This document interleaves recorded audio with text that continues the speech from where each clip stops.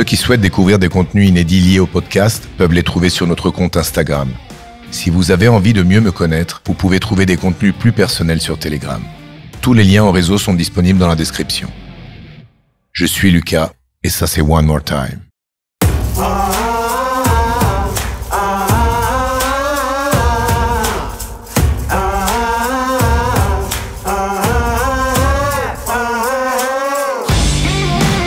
De mettre l'Italie d'un côté et la France de l'autre. Ouais, je sais pas.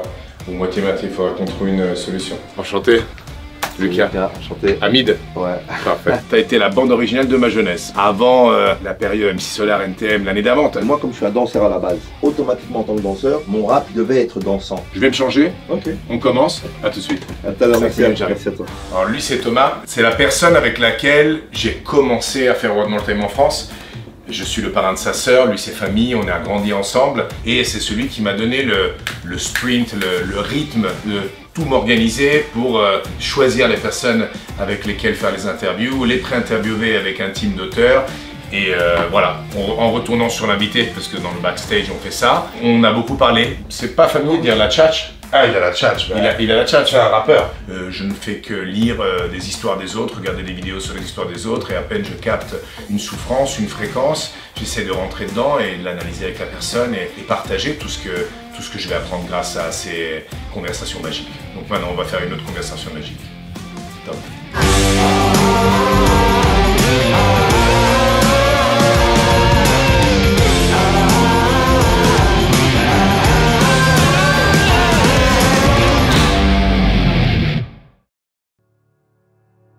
On va à la morgue. Et là, je le vois sur une plaque en métal et son visage qui me retournait vers moi, qui me regarde, qui nous regarde tous en fait. Couvert d'un drap blanc. Et voilà, et c'est l'image, c'est la dernière image que j'ai de lui. Ouais, je me rappelle de tout en fait. Je me rappelle c'est fou dans ma vie, je me rappelle de tout. Quand tu es dans une vie que tu aimes, tous les détails deviennent importants. Il n'y a plus rien qui est laissé au hasard et tout te marque. Voilà. Et surtout quand tu as une famille que tu apprécies, que tu aimes beaucoup. Le casting a lieu, je suis pas là. Ce jour-là, je peux très bien dire, bah écoute, c'est fini. Il a lieu déjà depuis 2-3 heures, tout le monde y est. Je reste chez moi, je travaille, j'ai du boulot, je suis fatigué, j'ai envie de dormir, j'ai pas envie d'aller. Je pourrais jamais, je peux pas t'expliquer. Quelque chose qui me dit, prends tes vinyles et vas-y.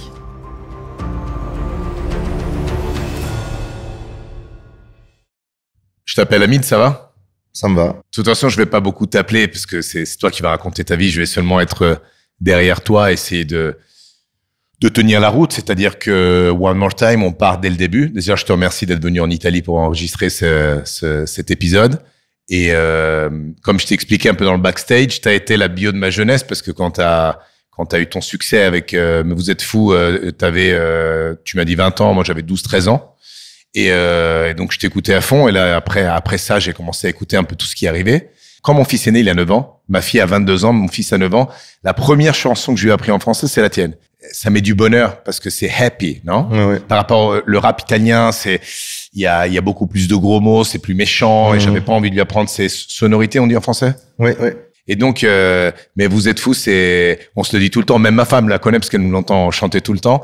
Et donc, ça nous fait rigoler, c'est-à-dire, ça nous fait être bien ensemble. One More Time, c'est partir dès le début. Okay. C'est-à-dire, dans quelle année tu es né, où tu es né, et dans quel contexte familial? Je suis né en Belgique, à Bruxelles, à Molenbeek. Enfin plus précisément à l'hôpital Saint-Pierre qui se trouve dans une autre commune à Saint-Gilles, mais je suis originaire de Molenbeek. Voilà, je suis né en 1968, le 11 décembre 1968. Et voilà, je suis le 8e d'une grande famille de 9 enfants. Je suis le 6e garçon. Et donc l'avant-dernier, 6 garçons, 3 filles. Juste après moi, il y a ma petite sœur. On se suit de 2 ans pour chacun d'entre nous. Et je suis dans une famille où le papa travaille. Il est le seul à travailler au départ. Je peux te demander le nom de tes frères et sœurs? Oui. Vas-y. Il y a ma sœur Amina, la plus grande, la doyenne. Ensuite, il y a mon frère Mohamed, juste après elle, mon frère Mohamed, qui est le premier des garçons et qui porte le même prénom que mon père. C'est comme ça dans la tradition. Ensuite, après Mohamed, il y a mon frère Ahmed, qui est décédé à l'âge de 23 ans en 1981. Ensuite, il y a mon frère Saïd. Ensuite, il y a mon frère Abdelmajid. Ensuite, il y a ma sœur Afida. Ensuite, il y a mon frère Hassan. Puis, il y a moi. Je grandis dans cette famille-là. T'as dit le prénom de ton papa, Mohamed. Mohamed, et de ta maman? Ma maman s'appelait Chéri Rama. Très, très joli nom. Je trouvais que ça lui avait bien. Parce que ton papa et ta maman ne sont plus là, ils sont décédés? Mes parents sont décédés, oui. Mon père est décédé en 2005 et ma mère est décédée en 2014. D'accord. Donc voilà, je suis dans cette grande famille où mon père est le seul qui travaille au départ. Il est ouvrier dans une brasserie. Il est chauffeur dans une brasserie. Et ma mère est femme au foyer, s'occupe de 9 enfants. Et elle fait des petits boulots. Elle travaille dans une clinique aussi, une polyclinique, où elle fait nettoyage, tous les services de ménage. Et beaucoup de travail à la maison, hein, comme on peut l'imaginer avec tous les garçons et les filles qu'il y a à la maison. Combien de chambres il y avait pour les 9 enfants? Alors, on était obligé chaque fois de louer des grandes maisons, hein, des maisons avec plusieurs chambres, 4, 5 chambres. Et on se retrouvait 2, 3 par chambre. Et voilà, c'était la fête à la maison. Les garçons ensemble et les filles entre elles, ou vous étiez mélangés? Non, dans les chambres, évidemment, les filles avaient leur chambre et les garçons, voilà. Moi, je me retrouvais avec mon frère Hassan. Et puis, il y en avait 2 par chambre, en fait. Avec lequel de tes frères et sœurs t'as créé un lien plus proche? Ben justement, il y avait pas. En fait, on était tellement soudés, on est toujours d'ailleurs, hein, mais que c'est un peu comme dans une équipe. Tu peux très bien t'entendre pendant une période avec un, et puis après, quand tu t'entends plus, ou quand il y a une dispute, tu te retournes vers les autres. Et c'est une espèce de connexion qui se fait. Donc on est jamais seul en fait. Et puis voilà, on était 6 garçons, et puis mes grands frères c'était un exemple pour moi. Et puis on s'amusait à la bagarre. Il y avait beaucoup, c'était très mouvementé chez moi à la maison. C'était en plus de la musique, c'était tous les jeux de gamins qu'on avait entre nous. Donc il y avait des bagarres. Un peu. Mes frères, quand il y en avait un qui sortait, c'était vraiment pour les plus grands, c'était la préadolescence et l'adolescence, pardon. Et pour les plus petits, mon frère Hassan, avec qui on était à l'école et voilà, c'était la scolarité. Mais quand on rentrait, on s'ennuyait jamais. Qu'est-ce qui se passe à ton grand frère qui est décédé? Alors, c'est une période... T'as quel âge quand ça se passe? Moi, j'ai 12 ans.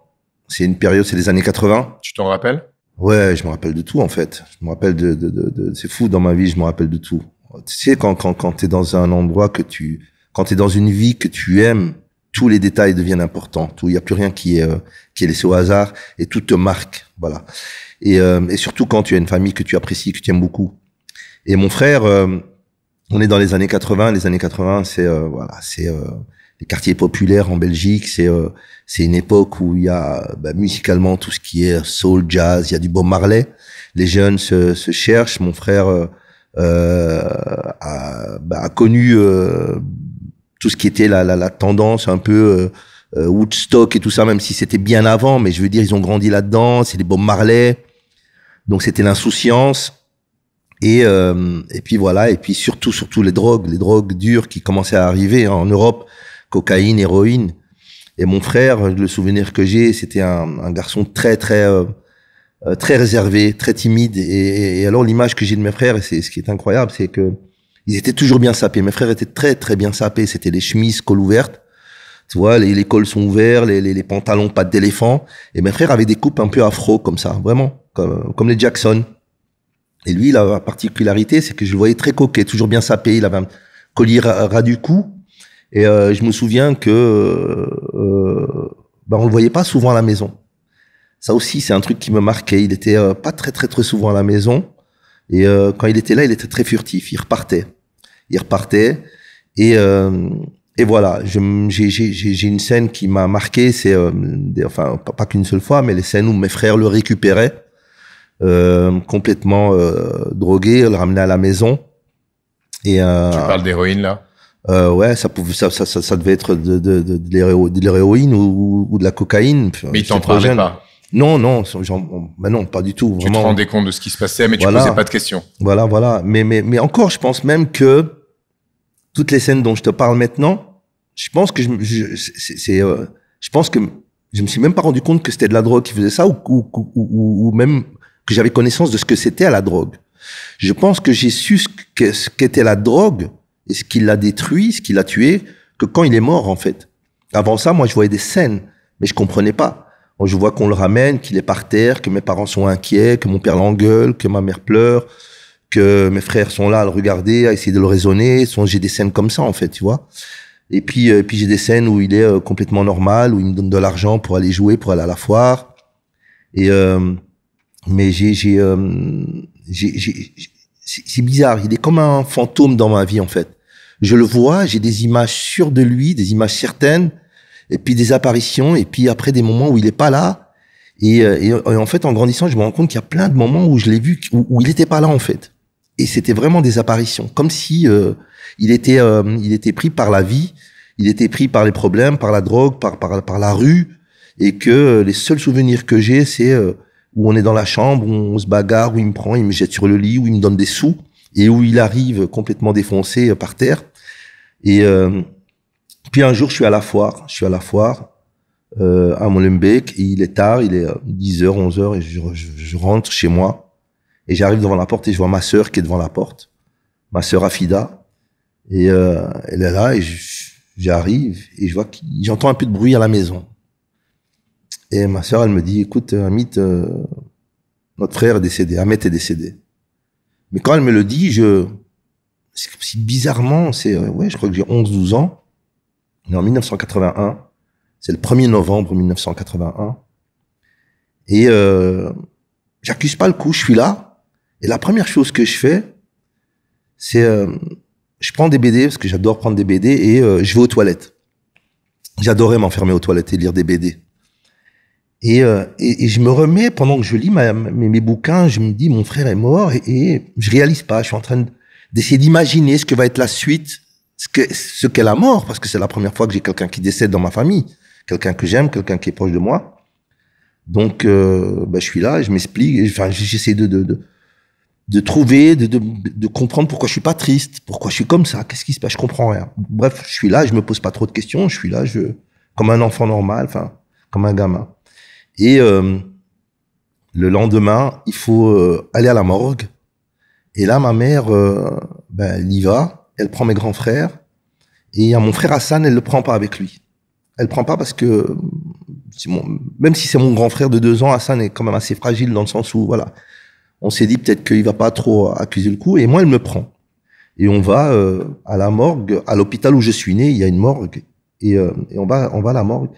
Et là, je le vois sur une plaque en métal, et son visage qui me retourné vers moi, qui me regarde, qui nous regarde tous en fait, couvert d'un drap blanc. Et voilà, et c'est l'image, c'est la dernière image que j'ai de lui. Et là, moi, j'ai mon frère Abel qui s'écroule. Ben, mon frère Abel, c'est quelqu'un de costaud, quoi. C'est un videur, il travaille dans les boîtes et tout ça. Il fait du combat, et je le vois tomber par terre. Et là, je regarde la situation, je regarde mes frères qui pleurent. Et on sort de là, et puis c'est là, et là, d'un coup, ça sort. Là, je me mets à pleurer, en fait. Je sais pas si je suis en train d'imiter mes frères ou si je suis en train de réaliser, mais je suis en train de voir que, en fait, voilà, j'ai compris ce qu'était la drogue, ce qu'elle a fait à mon frère, et c'est là que j'ai compris que mon frère était mort, en fait. Donc voilà. Et par rapport à la drogue, ça t'a appris quelque chose? Pour toi, le synonyme de drogue, c'est la mort. C'est-à-dire que comment tu l'as vécu dans ta jeunesse, dans ta vie, on dit adulte? Ouais, c'est dans mon adolescence, c'était la destruction, en fait. C'était ce qui avait pris mon frère. J'avais la haine contre cette chose. J'avais la haine contre tout ce qui entourait cette chose. J'avais compris que cette chose-là ne pouvait pas être mon amie, tu vois. Mais elle était là, et voilà, elle existait, et j'ai commencé à prendre conscience, et tu l'as tenue loin de toi dans ta vie? Ouais, aussi bizarrement que surtout dans le métier dans lequel je suis, je suis vraiment un miraculé parce que j'aurais pu très bien tomber dedans aussi. Je pense qu'il y a une partie justement du fait que cette chose avait tué mon frère et que je lui en voulais. Mais je pense qu'il y a aussi une partie de moi qui fait que j'ai toujours voulu avoir le contrôle.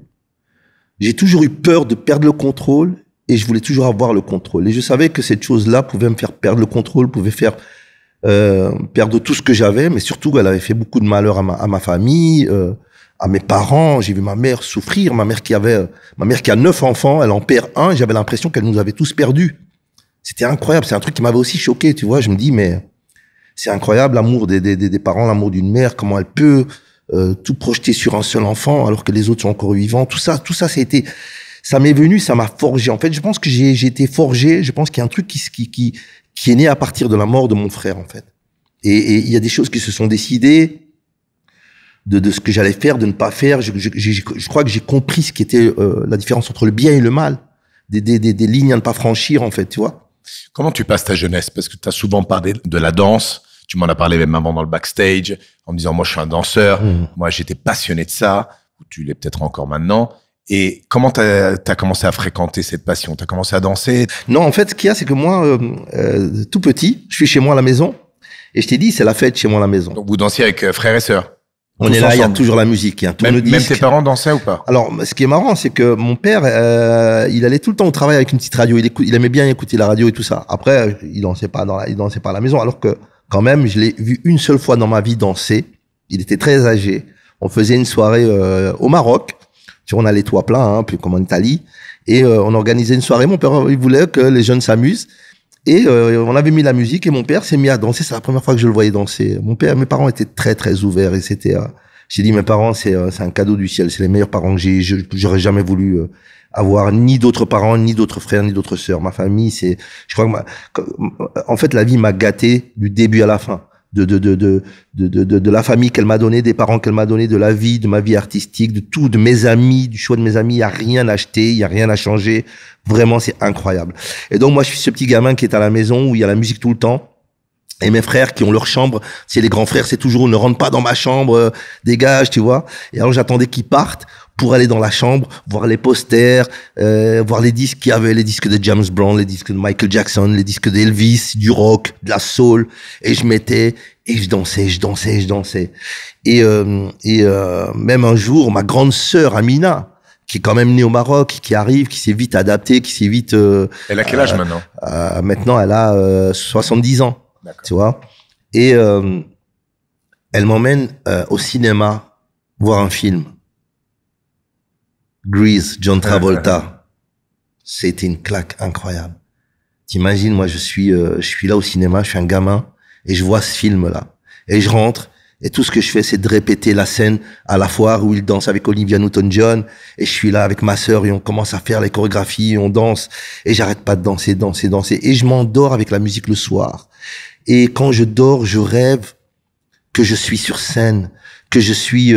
Et chaque fois, et je te promets que c'est vraiment ça, hein, parce que j'oublie pas ça. Je me vois en train de me dire c'est pas assez grand. Et il y a des monuments chez nous, tu vois. Par exemple, il y a une basilique, une immense basilique, qui est la basilique de Kuckelberg, avec comment on appelle ça, l'entrée de la basilique, avec les escaliers qui descendent et une vue sur la ville. Et chaque fois, soit c'était la Grand Place, et je m'imaginais que j'étais sur scène, que je chantais, que je dansais, et qu'il y avait du monde qui venait me voir. Et chaque fois, j'essayais d'avoir des places plus grandes. Et donc, c'était ça. Je m'endormais comme ça. Et puis, il y avait l'âge où je commençais à sortir dans les soirées, les booms. À quel âge? 13, 14? Ouais, voilà, les soirées d'école, en fait. On organisait, l'école, chaque année, organisait des booms, des soirées. Et j'allais, et alors, c'était aussi l'époque des cercles. Où quand tu dansais, il y avait un cercle qui se formait. Et attention, parce que c'est pas hip-hop encore à cette époque-là. C'était des cercles de danse, funk, disco. Tu vois, exactement comme dans John Travolta, dans La fièvre du samedi soir. Et donc, les gens s'écartent, et t'es là, tu danses. Et on se poussait, vas-y, va danser. Et moi, comme j'étais un bon danseur, tu vois, je rentrais, je dansais sur du Kool and the Gang, sur du Michael Jackson, voilà. Et j'étais là à danser. Et j'avais le rythme, et je rentrais chez moi, je dansais. Et c'est comme ça que après, quand le hip-hop est arrivé avec les premiers disques, hein, de Grandmaster Flash, de Break Machine, Street Dance, A.E.I.A.O.U, tous ces titres-là où on smurfait.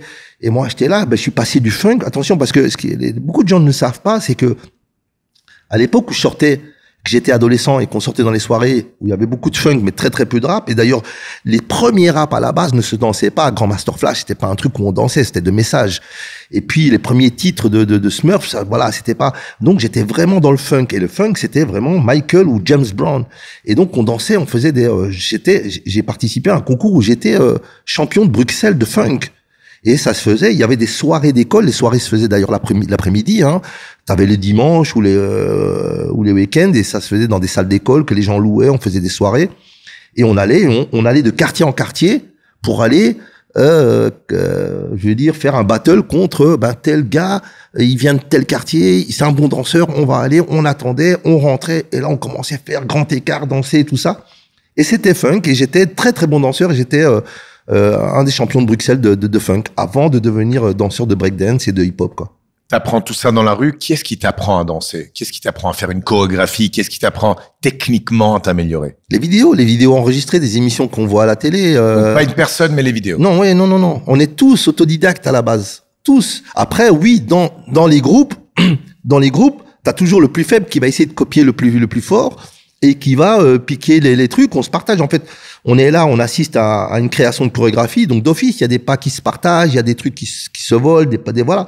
Mais il y a une création générale de la danse et puis une formation naturelle. Mais voilà, on n'a pas de professeur de danse. Moi, je te parle de 84. J'ai pas d'argent pour aller louer une salle de danse. On dansait dans les métros. Les créations des chorégraphies que tu vois dans les clips que j'ai faites en 90 à New York. Les chorégraphies que tu vois dans mes clips, ce sont des chorégraphies, des bouts de chorégraphies qui ont été montés, mais qui à la base sont nés dans les métros et dans la rue, qu'on a gardé, tu vois. Et donc il n'y a pas de professeur de danse, il n'y a pas de location, il n'y a rien. On est autodidacte en tant que danseur, on se forge, ça vient, les seules choses qu'on a, on rentre à la maison, on prend une cassette vidéo, on regarde un pas, on rewind en arrière, on remet et on remet en arrière, et on remet et on enregistre et on danse. Quand tu gagnais des concours de danse dans les soirées et tout ça, ça t'aidait à draguer mieux, c'est-à-dire tu devenais sex symbole, ça aidait la danse, ça faisait sex symbole par rapport aux femmes ou non? Non, alors rien à voir. Il y avait pas de meufs dans les soirées? Si, il y avait des meufs. Mais elles s'en foutaient des danseurs. Je pense que c'est plutôt nous qui nous en foutions en fait. En fait, il y a eu un passage avec les filles.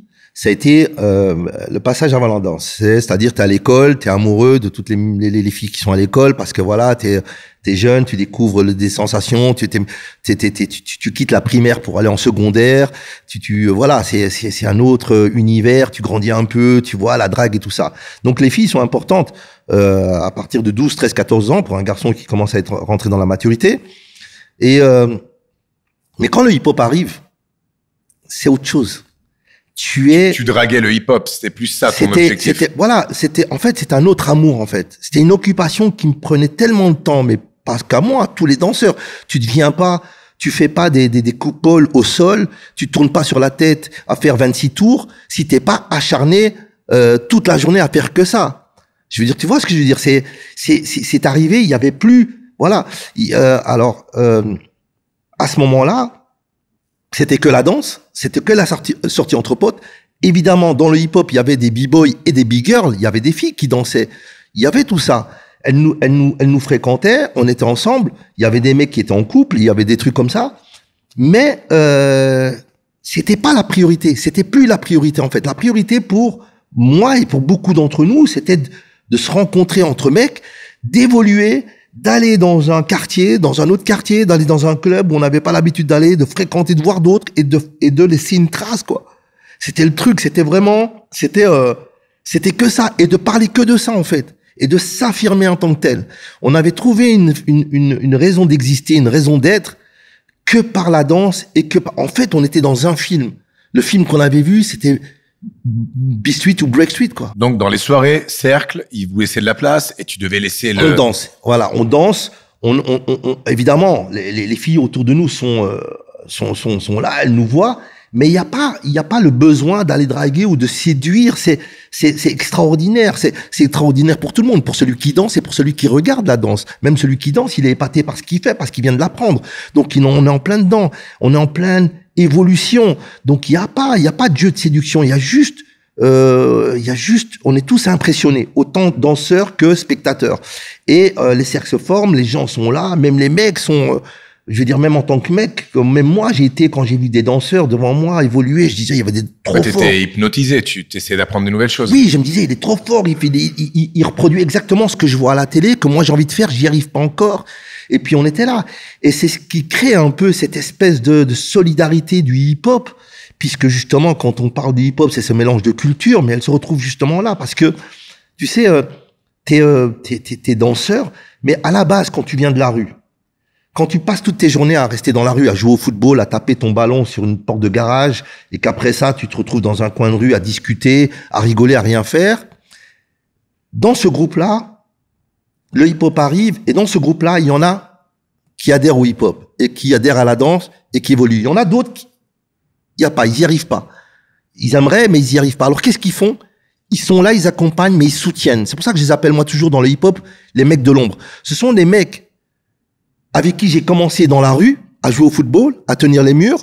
Et quand j'ai évolué dans le hip-hop, ils étaient toujours là. Eux, ils pouvaient pas, parce qu'ils avaient aucun feeling de la danse. Ils avaient aucune synchronisation des jambes ni rien. Mais ils étaient là et ils me supportaient. Et si jamais ça devait terminer en bagarre, ou si quelqu'un devait me toucher ou quoi que ce soit, ils étaient là. Tu vois ce que je veux dire? Oui, le possi, en fait. Nous, on s'est connus à travers Marco. Oui. Je connais Marco parce qu'il y a beaucoup d'années, j'organisais des spectacles dans les boîtes en Italie avec des danseurs et ils arrivaient de Belgique. C'était Sponky, T-Love, Phil, je sais pas si tu les connais. Et donc, je trouvais pas ça en Italie. Il y avait des bons danseurs en Italie, mais il y avait pas la qualité de la Belgique. En Belgique, les mecs, ils donnaient, en Italie, on fait toujours la comparaison avec le foot. Ils donnaient 10-0 aux Italiens. Les Belges qui venaient danser ici, que Marco m'amenait, c'était incroyable. Donc, il y avait cette culture top, tous de Bruxelles. Donc, je comprends ce que tu me dis. Je comprends parfaitement, mais je l'ai vécu parce que je l'ai vu dans des années après, mais c'était impressionnant. Je vais m'aller plus loin. Et vraiment, sans aucune prétention, et les Français pourront te le dire. Tu connais les noms que je t'ai... Mais c'est mon histoire, justement. Mais okay. Je vais en venir. On est à un niveau en Belgique, vraiment, on est à un niveau incroyable. Comme je te dis, la Belgique, c'est entre la Hollande et l'Angleterre. Donc, on a très, très vite tout ce qui vient d'Angleterre, d'Hollande, des États-Unis. Ça rentre très, très vite chez nous. Ça arrive en France, mais toujours un peu plus tard en décalé. On a un niveau de danse incroyable à tel point que les danseurs français viennent en Belgique voir ce qui se passe. Et nous, en tant que Belges, on va en France pour justement voir aussi ce qui se passe et montrer la supériorité qu'on a à cette époque-là en danse et voilà, en tout ce qui est. Et cette fameuse basilique de Kuckelberg est un endroit qui est devenu un pilier du mouvement hip-hop parce que c'est là où les breakers vont s'entraîner parce que sous la coupole de la basilique, tu as des grandes dalles en pierre bleue qui sont utilisées par les breakers pour glisser, pour breaker tout ça. Et en même temps, tous ceux qui viennent les voir, en même temps, dansent debout et volontairement ou comment je vais te dire obligatoirement, vu que c'est devenu un endroit d'entraînement pour les danseurs debout, les danseurs de sol, c'est aussi devenu un endroit de rencontre, mais aussi un endroit de règlement de compte. Okay. Et les règlements de compte, c'est par la danse. Okay. Et il y a eu un jour un événement incroyable qui m'a marqué. C'est justement ces danseurs dont tu parles, ce sont les Magical Band. C'est que des blacks qui se connaissent, qui sont de Bruxelles et qui ont ce look un peu américain. Je veux dire, mais de tout, de la façon dont ils sont, parce que dans les Magical Band, t'en as qui avaient étudié aux États-Unis, qui étaient revenus, et ils ont un peu ce show à l'américaine et qui nous impressionne nous à l'époque, tu vois, et qui sont soudés, ils sont 6, 7, 8, et ils sont là, ils dansent, et ce jour-là, ils font un battle avec deux danseurs qui, à la base, ne sont pas ensemble. Ils sont eux-mêmes concurrents à la base. Azafi, qui est un danseur qui ondule, et Kibir, qui est un danseur qui bloque. Tu vois, c'était vraiment deux styles différents. Et ces deux danseurs-là font une coalition. Mais tu vois, c'est un peu comme ce qui se passe maintenant, tu vois, dans les guerres et tout ça. Donc, c'est comme un film. Nous, on est fans de Kibir, on est fans d'Azafi, ils sont pas amis, il y a déjà eu des battles entre eux, et ils décident de s'unir pour contrer les Magical. Bon, un truc de... T'étais là? J'étais là. Tout le monde était là, tout Bruxelles, c'était la folie. C'était tellement exagéré que les gens ont cru qu'il y a eu une émeute. Ils ont envoyé toutes les camionnettes de flics, de gendarmerie au rendez-vous parce qu'ils ont cru que c'était une émeute. Parce qu'il y avait trop de gens. Voilà. Le battle n'a pas eu lieu. N'a pas eu lieu? Je crois qu'il a commencé, mais il n'a jamais fini. Tout le monde a couru. On a traversé la basilique. En face de la basilique, c'est un immense parc. Tout le monde a couru parce qu'il s'est arrivé. Ils embarquaient tout le monde. Ils pensaient qu'il y avait une bagarre. Les gens se sont effrayés. Il y avait tellement de monde. C'était un truc incroyable, quoi. Et donc, tu vois, ça, c'est l'état d'esprit qu'on avait en Belgique et c'est vraiment ce qu'on vivait. Et du coup, ces danseurs-là, je les connais. Donc, quand tu parles de Spanky, de Marvin, de Swift, paix à son âme, tous ces danseurs-là font partie d'images intégrantes de la culture hip-hop. Et Marco, à l'époque, il était là aussi, il en est témoin. Et donc, ça, t'imagines, ça tombait jusqu'aux oreilles des Français, ces histoires-là. Et ça a été un des moments marquants des battles de l'histoire du hip-hop, de la danse. Et c'est ce qui a fait que je connais toute cette histoire-là parce que j'ai vécu, parce que moi-même, j'étais plus jeune et que j'ai été fan de ces gens-là. Et encore aujourd'hui, quand tu regardes Spanky avec l'âge qu'il a, et c'était marrant parce qu'en me promenant dans Milan, j'ai parlé de ça. Je disais, je pense que Spanky a été un des derniers à être en Italie parce que c'était la grande, c'était une mode d'avoir des danseurs belges, absolument, black qui venaient donner des cours, faire des démonstrations. C'était tendance. Tout le monde, tous mes potes, je dis, mais où ils sont partis en Italie, s'installer, bon truc, ça marchait bien. Et je pense que Spanky, ça a été un des derniers qui a quitté l'Italie et qui est encore aujourd'hui un danseur hors pair, dangereux, mais d'une efficacité incroyable. Ils avaient un style, ils ont créé des chorégraphies. La définition, c'était une chorégraphie qui a été créée par eux-mêmes et que nous, on a tous reproduit après. Mais voilà, mais tous ces gens-là, moi, je leur rends hommage parce que ces gens-là font partie de la culture du hip-hop belge et bien plus que ça. Parce qu'on a parlé d'eux, même en dehors des frontières, quoi. Quand est-ce que le rap s'ajoute à la danse? Quand est-ce que ça arrive? Alors, le rap, en fait, il arrive, on va dire 85, 86, ouais, avec des rappeurs français à l'époque, hein, comme Lionel D, tu vois. Et donc moi, ça tombe dans mes oreilles. Je me dis, oh, moi, à la base, en fait, c'est marrant parce que on m'a fait la réflexion il y a pas longtemps quand j'ai participé à un documentaire. Mais moi, j'écrivais déjà, mais j'écrivais en phonétique tout ce que j'entendais en anglais.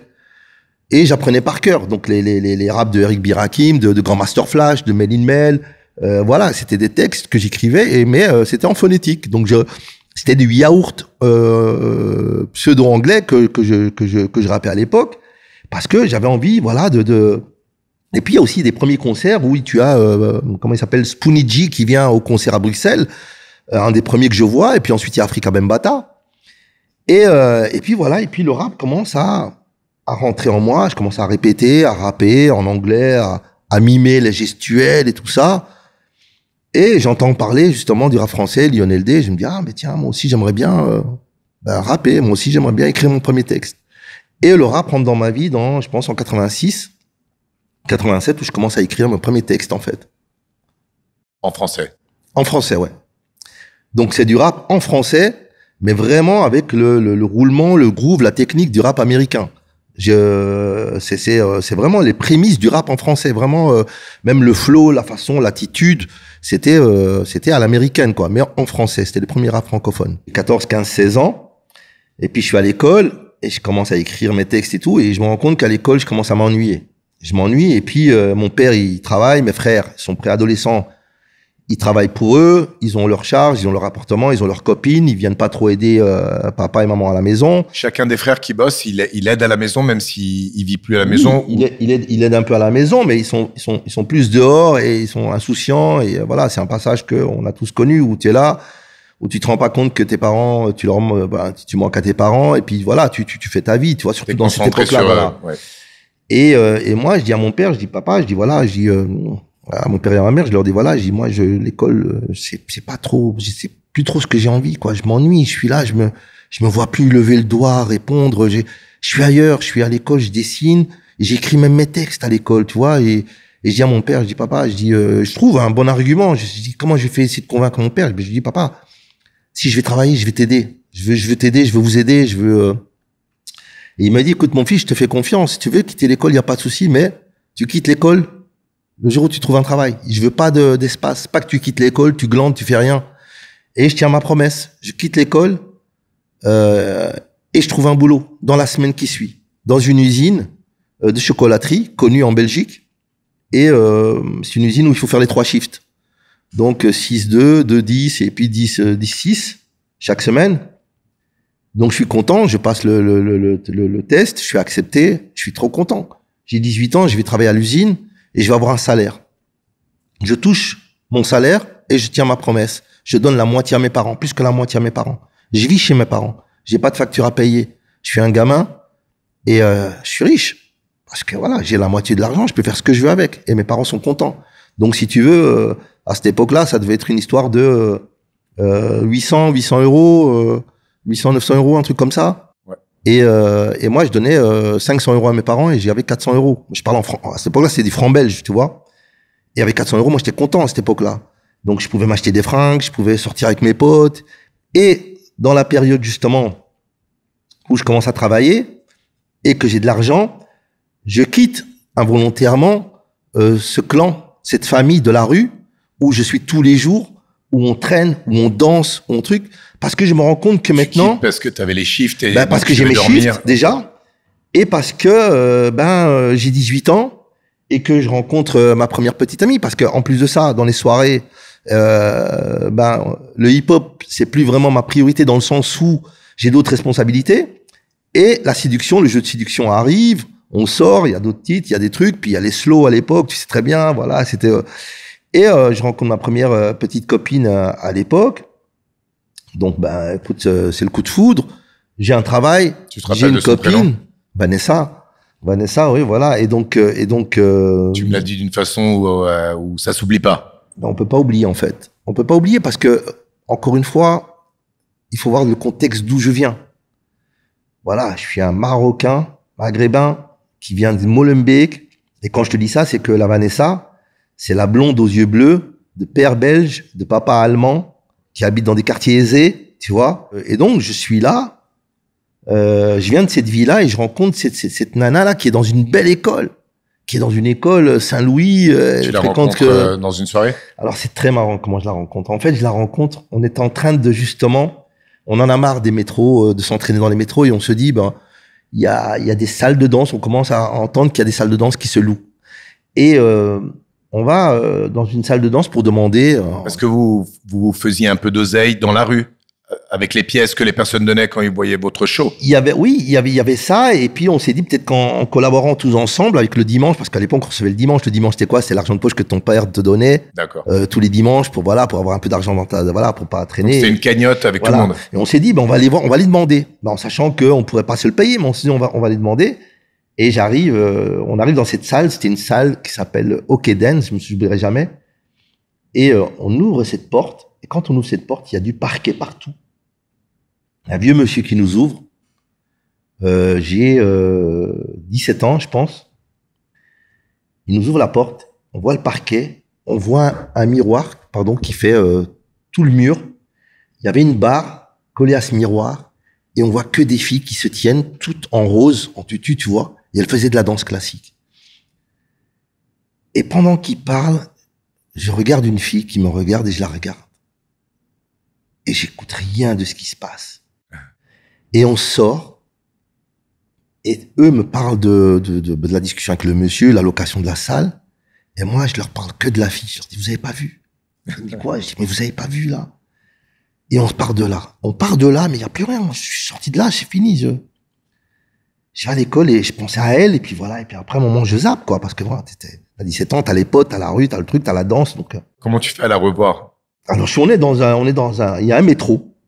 C'est un quartier qui s'appelle Simonis, où il y a une sortie de métro. Et, je la vois sortir du métro avec ses copines. Par hasard? Ouais.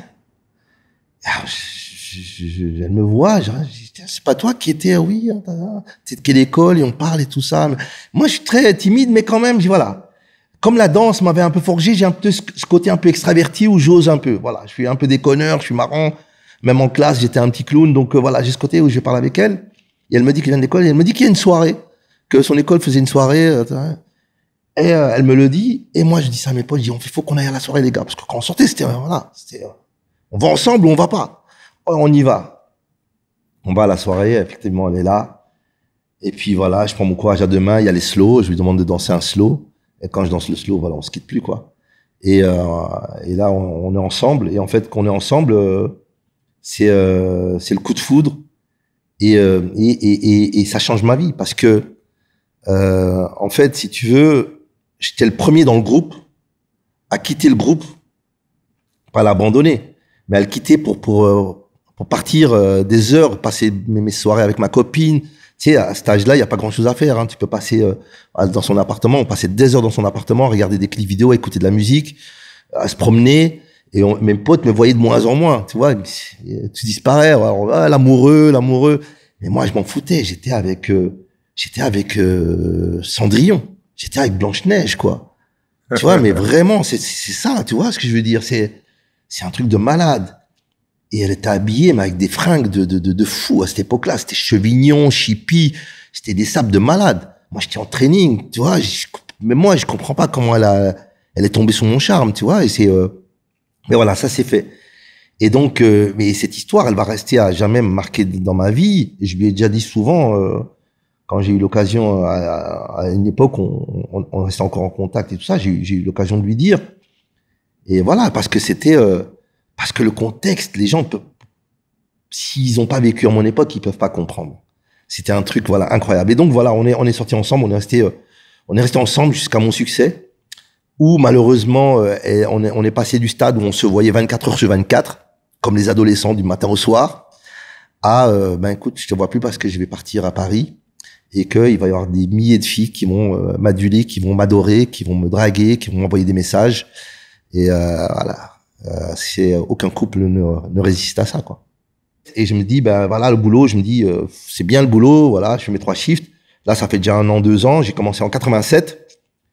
On est en 88, 89. Et je commence à en avoir marre. Je me dis, ouais, j'aimerais bien faire autre chose. Et surtout que je suis toujours dans l'écriture, je fais mes trucs, je fais aux soirées, je fais ci, je fais ça. Je vois mes potes qui vont au concert.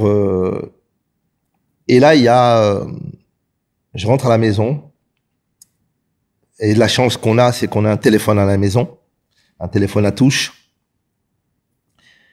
Mes parents sont pas là. Je rentre. Alors, je pourrais pas te dire d'où est-ce que je viens du travail. Est-ce que je viens du boulot que j'ai fait le matin? Est-ce que j'étais en pause? Est-ce que j'étais en congé? Tout ce que je sais, c'est que je suis à la maison. Il y a un coup de fil. Et c'est ça qui est incroyable. C'est que ce jour-là, il y a plein de scénarios qui auraient pu se passer. Je veux dire, j'aurais pu ne pas être là. J'aurais pu dormir. Donc, au bout du fil, j'ai mon meilleur pote d'école, perfect, avec qui je danse, avec qui je sors. Serge Nuten. Il m'appelle, il me dit, Ben, il me dit, t'es pas au casting? Je fais, quel casting? Il me dit, il y a un casting, à la radio chez Michel Brunelli, un Italien, qui était directeur d'une radio qui, à l'époque, c'était SIS, très connu pour passer de la soul, du funk, et qui était devenu Top FM. Et il me dit, Michel Brunelli cherche des rappeurs et il y a un casting. Je suis pas au courant. Je dis, on est tout le temps ensemble. En fait, c'est là où c'est très très important. Et ça, il faut que je le précise maintenant. C'est que j'oubliais en fait. Ce que j'avais retenu, c'est qu'on était tout le temps ensemble. Mais j'avais oublié qu'à cette époque-là, on n'était plus vraiment. Enfin, moi, j'étais plus vraiment parce que je travaillais. Et j'avais oublié cette situation-là. Donc, j'ai dû rectifier certaines choses par après face à certains discours que j'ai eus. Donc, en fait, j'ai compris plus tard que c'était normal que je pense que je n'étais pas mis au courant parce que je travaillais, que je faisais des shifts et que je voyais plus trop, enfin, même si je les voyais, c'était plus comme avant, quoi. Le casting a lieu, je suis pas là. Ce jour-là, je peux très bien dire, écoute, c'est fini. Il a lieu déjà depuis 2-3 heures, tout le monde y est, je reste chez moi, je travaille, j'ai du boulot, je suis fatigué, j'ai envie de dormir, j'ai pas envie d'aller. Je pourrais jamais, je peux pas t'expliquer.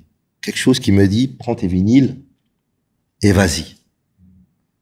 Je suis à Molenbeek, le casting est à la radio au centre-ville, près de la Grand Place. Il y a quand même une trotte.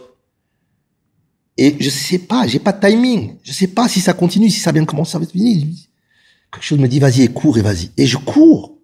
Sans savoir pourquoi je cours. Avec 2 vinyles ou 3 vinyles, je sais très bien que j'avais... Tu cours à pied ou tu prends un vélo? Alors, là où je suis, il y a très peu... Alors, là où je suis et l'époque dont je te parle, il y a très peu de connexions. C'est pas comme aujourd'hui. T'as des métros partout, t'as des trams partout. Donc là, je te parle, s'il y a un bus, c'est pas tous les 5 minutes. Et le bus va peut-être pas là où je vais. Donc je sais que à un moment donné, j'ai dû courir. J'ai dû traverser à un moment donné. Je sais que j'ai couru. Je suis avec mes vinyles. Je prends Public Enemy. Je devais avoir des trucs comme ça. Mais celui que je retiens, c'est Public Enemy. Je cours avec mes vinyles. J'arrive à la radio. Je suis essoufflé. Et je sais que quand je viens de la ville, il y a une porte qui s'ouvre, il y a des escaliers qui montent pour aller à la radio. Je monte ces escaliers, c'est quand même assez haut. Et là, je vois un mec qui s'appelle Eric Moral, qui est un mec qui animait des émissions soul party, tout ça. Paix à son âme, il est décédé. Il était assis sur le portique. Il y avait des portiques comme ça pour pouvoir passer à la radio. Et je lui dis, il y a eu un casting. Est-ce que c'est fini? C'est fini. Ouais, tout le monde est parti, c'est fini. Je dis, il dit, Michel Brunelli est encore là. Donc je dis, je veux voir Michel Brunelli. Et Michel Brunelli me voit, il me dit, oh, il dit Ben, parce qu'à l'époque c'était, même si Benny B est arrivé plus tard, Ben c'était mon premier surnom que j'ai eu, le surnom des 400 coups j'appelle. Et donc il me voit, il me dit Ben, il me dit, j'ai complètement zappé, on n'a pas pensé à toi et tout. Je dis, mais il me dit, attends, je vais voir parce que en fait il voulait faire ça en collaboration avec un producteur belge. Et il voulait trouver soit un artiste, soit un groupe pour faire du rap. Et donc l'autre est encore là, le producteur Olivier Verag est encore là. Et Michel Brunelli me dit, bah écoute, il est encore là, il veut bien t'écouter. Mais eux, le casting est fini, ils avaient déjà un nom dans leur tête, ils avaient déjà choisi. J'arrive, je prends mon disque, mon vinyle, je leur donne, je mets, et là je commence à rapper. Mais il n'y a pas de refrain, vous êtes fous n'existe pas. Il y a que mon texte que j'ai écrit, et sans découpe, sans rien. Et je commence à rapper. Mais je rappe à la Public Enemy, quoi. Dans la rue, je suis là, ouais. Un peu enragé? Ouais, un peu enragé, ouais. L'attitude rap, hip-hop et tout ça. Et ils sont en train d'écouter. Je vois, il met ses mains dans ses oreilles comme ça. Il écoute. Et puis il me dit, ouais, est-ce que tu peux articuler mieux? Calme-toi, va doucement. Et là, je commence. Voilà. Et je vois qu'il écoute mieux mes paroles, il s'intéresse à mes paroles. Et puis, j'attends, ils me disent, c'est bon, je m'assois, je les vois parler, puis ils viennent chez moi. Il me dit, écoute, t'as une très bonne diction. Alors quand il me dit ça, c'est parce que à cette époque-là, il y avait beaucoup de jeunes de quartier de Bruxelles qui avaient l'accent bruxellois. D'accord. Donc il y a un quartier, des accents très prononcés, tout ça. Il me dit, mais toi, on entend bien, c'est clair. On aime bien ton rap, il est positif. Est-ce que t'es prêt à mettre de l'eau dans ton vin? Je connais pas cette expression. Il me dit, ouais. Est-ce que t'es prêt à ce qu'on, ton rap, il est bien, mais il faut qu'on le coupe. Parce que c'est trop long, il faut qu'on mette des refrains. Je dis, ouais, pas de souci. Est-ce que ça te dérange pas si on peut pas utiliser la musique que t'as apportée, ça t'appartient pas. Et en plus de ça, ça passe pas trop en radio, il faudrait qu'on utilise une musique commerciale. Mais moi, j'ai pas la notion de ce qu'est une musique commerciale, une musique hip-hop. Moi, la notion que j'ai, c'est que je suis un jeune qui a quitté l'école, qui travaille, qui fait des shifts, qui aime le rap et qui a envie, qui a tout simplement envie de faire un disque et d'être connu, mais d'être connu dans le quartier. Je sais pas, moi, j'ai pas la prétention de savoir que ça. Il me dit, ok, il me dit, écoute, si t'es d'accord, c'est toi qu'on choisit. Et quand il me dit ça, c'est marrant parce que autant j'avais l'impression de voler, mais sans savoir ce qui allait arriver. Je me projette pas. Je suis juste choisi. C'est comme quand j'étais postulé pour le travail et que on m'a dit voilà parce que quand j'étais postulé pour ma place au boulot à l'usine, on était plusieurs, il y en a plein qui ont été recalés, je les ai vus, ils ont dit non, vous êtes pas choisi et vous êtes choisi. Quand elle m'a dit ça, donc j'ai eu cette même en fait chaque fois le fait d'avoir réussi en fait. Et j'arrive, le producteur qui me dit voilà, c'est toi qu'on choisit. Je suis là, je suis partagé entre une émotion, il faut que ça sorte, il faut que je le dise. Mes parents, j'aurais voulu qu'ils soient là. Il faut que j'aille voir mes parents, il faut que j'aille voir tout le monde. Je suis choisi, mais je sais pas trop ce que je vais leur dire, mais il faut que je leur dise que je suis choisi. Je descends les escaliers, je te promets, les escaliers, je les survole. Je vole, je sors, je suis dehors, j'ouvre cette porte et je regarde Et sur la droite, à 100 mètres, 200 mètres, il y a un disquaire chez qui on se retrouve tout le temps. C'est là qu'on va écouter les nouveaux vinyles et on profite aussi de lui parce que quand il fait froid, on est bien à l'intérieur. Mais on écoute les disques, on est un peu comme chez nous là-bas. C'est le disquaire qui s'appelle New Top 30 et le mec qui bosse là, c'est Fresh P, c'est son blaze, il s'appelle Fresh P et il est DJ là et voilà, il y a des vinyles, il fait écouter les sons, il vend des trucs. Et j'arrive là et tout le monde est là, tous les mecs qui ont passé le casting sont là. Et moi je rentre là et mais je suis connu pour être une grande gueule. J'ai pas ma langue dans ma poche et j'ai vraiment à cette époque-là, je viens de la rue, j'ai le code de l'honneur, j'ai le code de la famille, j'ai le code de voilà, on se lâche pas, on est entre nous. Et là, je rentre. Et c'est fou parce que j'oublie le casting. En fait, je le mets entre parenthèses. Je suis plus venu pour leur dire ouais, j'ai réussi. Je suis venu pour leur dire qu'est-ce que vous avez fait. Je suis venu régler des comptes. Il y a ce comptoir avec les platines, ils sont tous là, un truc. Et moi, je vais sur le bout du mur, là où il y a l'entrée derrière le comptoir chez le disquaire, pour les avoir tous en face de moi. Et ils sont tous là en train de bégayer, de me dire, ouais, mais non, mais c'est pas moi, on s'est vu, on se voyait, vous auriez pu m'appeler. Personne, rien, quoi. Non, mais, et là, j'oublierai jamais, c'est vraiment la phrase exacte que j'ai dit. Je leur ai dit, il y a aucun d'entre vous qui va réussir. Il y a personne qui va réussir. Je sais pas si c'est cette malédiction, j'en suis pas fier parce que je sais très bien que les mots peuvent avoir de lourdes conséquences, tu vois. Et c'est par la rage d'avoir été déçu, d'avoir été mis de côté, tu vois, mais sans penser derrière que peut-être c'est pas leur faute, qu'il y a eu des raisons, tu vois. Mais j'étais dans ce film de Break Street, de Beat Street, de la famille, du posse, du b-boying, du hip-hop. J'étais dans ce monde-là, en fait. Je viens de ce monde-là. Et on peut pas changer en 2 minutes. Et je suis béni, comme vous me connaissez, je suis ce mec-là.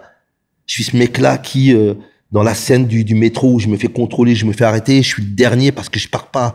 Je suis ce mec-là, en fait. Et c'est ce mec-là qui vous parle. Et c'est ce mec-là qui vous dit que vous m'avez trahi parce que j'aurais pu passer à côté de quelque chose. Mais j'ai tellement d'orgueil, j'ai tellement de fierté. Je suis sélectionné. Du coup, on m'a donné le glaive et on m'a donné comment on appelle ça, le bouclier. Donc je suis là, tu vois, c'est moi, tu vois, j'avais ce truc-là, j'étais un mélange voilà, un mélange de déception, de victoire et de vengeance, mais tout entre très vite en me rendant compte plus tard, beaucoup plus tard, malheureusement, que c'était peut-être une réaction que j'aurais pas dû avoir. C'était vraiment démesuré ou Ça a créé on dit une rupture en français? Ah, une terrible rupture. Je te pose une question. Tu t'es jamais demandé pourquoi ils t'ont mis de côté et pourquoi ils ont pas partagé ce casting avec toi? Comment tu t'es comporté avec eux avant ce jour, avant le jour du casting? Pourquoi ils ont fait ça? C'était tes frères. Ils ont pas fait ça parce qu'ils étaient méchants, mais parce que peut-être qu'ils ont lu une façon de se comporter qu'ils ont pas appréciée. Et toi, peut-être que tu voulais pas faire ça, tu voulais pas passer ce qu'ils ont vécu, mais c'est ce qu'ils ont vécu quand même. Je sais pas si tu t'es jamais posé la question. Ben, je me suis jamais posé la question à cette époque-là parce que j'avais plus le temps, en fait. Moi, à partir du moment où j'étais sélectionné, je suis rentré en studio et j'ai commencé à bosser. Ouais. Et j'étais tellement dans l'euphorie, dans mon truc de me dire que j'étais bien là où j'étais, que je voulais, voilà, sans savoir où j'allais aller, encore une fois. Hein. Mais aujourd'hui, avec le recul, même maintenant, je pourrais pas te dire ce qui pouvait se dire dans la tête, mais je peux imaginer. Et je me dis que s'ils avaient la même volonté, la même ambition, la même rage que moi de vouloir faire un disque, d'être connu, d'être célèbre, peut-être que moi, si j'avais été à leur place, j'aurais peut-être fait la même chose. En sachant que s'il y a une seule place à prendre, et qu'on est plusieurs, et que si on a la chance d'en voir quelques-uns éliminés naturellement, ou ne pas être présents, ça nous donne plus de chance, nous, d'être choisis. Quand tu auras du succès, maintenant, on va y arriver, tu marches à Bruxelles, tu es en Belgique, ton pays, ta ville, tes copains ne te protègent pas. Protège pas, ça veut dire t'es pas leur trophée. Je ne représente pas la Belgique ni les rappeurs de Belgique. Pourquoi? Mais parce que j'ai un tel succès en France, un tel succès qu'on ne veut plus d'autres Belges. Et que si on voulait d'autres Belges, on voulait qu'ils fassent comme Benny B. Et c'est ce qui s'est passé aussi en France. En France, quand les jeunes rappeurs allaient se présenter dans des maisons de disques, tout le monde voulait du Benny B. On veut le mec qui a, mais c'est ce qui se passe encore aujourd'hui dans la musique. Il y a le formatage. T'as un truc qui cartonne, on veut la même chose. Les maisons de disques, lui, là, nous, on veut la même chose. Donc, du coup, qu'est-ce qui se passe? Il y a une espèce de rancœur ou de haine et de dégoût pour les artistes qui arrivent avec leur style, par rapport à moi, parce qu'ils se disent, mais nous, on veut pas être comme lui. Il nous représente pas. Les Belges, la nouvelle génération, c'est pareil. Benny B, il est belge, ok, mais c'est pas, il nous représente pas. Et du coup, eux, ils pouvaient pas passer tant que moi, j'étais là. Donc, comment il fallait faire? Il fallait absolument me détrôner. Il fallait me couper la tête pour que, enfin, l'ombre de Benny B disparaisse et qu'eux puissent surgir, vivre et exister. Tu vois? Et plus survivre à travers mon ombre et à travers mon image. Donc, c'est aussi une bonne chose, d'ailleurs, que moi, je dis qu'il y ait eu une fin pour nous, parce que ça a permis à tous les groupes belges, au hip-hop et tout ça d'émerger, enfin que ce soit pour la France et pour la Belgique. Mais moi, ces gens-là qui me connaissent pas et qui, par les rumeurs qu'ils ont entendues, me détestent, mais aussi par le fait que je véhicule un autre message positif qui n'est pas forcément le leur, une autre image. Donc du coup, il y a plein de choses qui se rajoutent. Donc du coup, ils sont là, je suis l'homme à abattre en fait. Je suis l'homme à abattre. Et moi, je suis trop occupé. Je suis sur des grandes scènes. Je suis sur les zéniths. Et ça, c'est justement grâce à la base de ce que mes parents m'ont donné comme éducation, des frères que j'ai, hein, mes 5 frères qui sont plus âgés que moi, et la force qu'ils ont, la force de mon père c'est un bœuf, mes frères c'était des... je viens de cette famille-là, et j'ai ce côté, même si je suis petit garçon fétiche à la base, j'ai grandi avec cette éducation et ce truc de dire que mon père qui pour moi c'est un pilier qui me dit, fils, je te donne ma confiance, je te donne ma bénédiction, fais ce que tu as à faire, tant que tu me déçois pas. À partir du moment où mon père me donne ça, il me donne cette autorisation, il y a personne qui peut venir me dire, tu peux pas faire ça. Ça, c'était un truc que j'avais. Donc, quand j'arrivais, que je voyais des mecs qui m'insultaient ou qui truquent, ça me touchait pas. J'avais la bénédiction de mes parents et de Dieu, parce que voilà, je suis croyant et je me dis, c'est pas arrivé tout seul. On va faire un rewind, donc on va retourner parce que maintenant tu m'as un peu expliqué les conséquences de Benny B. Ouais. Maintenant, raconte-moi le succès de Benny B. Donc ouais. Toi, tu fais le casting, ils te prennent et tu m'as dit après, plus ou moins à partir du jour suivant, je commence à aller en studio et j'enregistre. Alors, ce qui est incroyable, c'est que je suis toujours à l'usine et je vais en studio. Donc, je vais enregistrer. Alors, quand je dis que je vais en studio, on va se mettre dans le contexte. C'est des tables de mixage qui font 4 mètres de long, avec 2 millions de boutons dessus. Et j'enregistre sur des bandes. À cette époque-là, c'est du 16 pistes. D'accord. Donc, je suis assis, j'arrive à 11h du matin.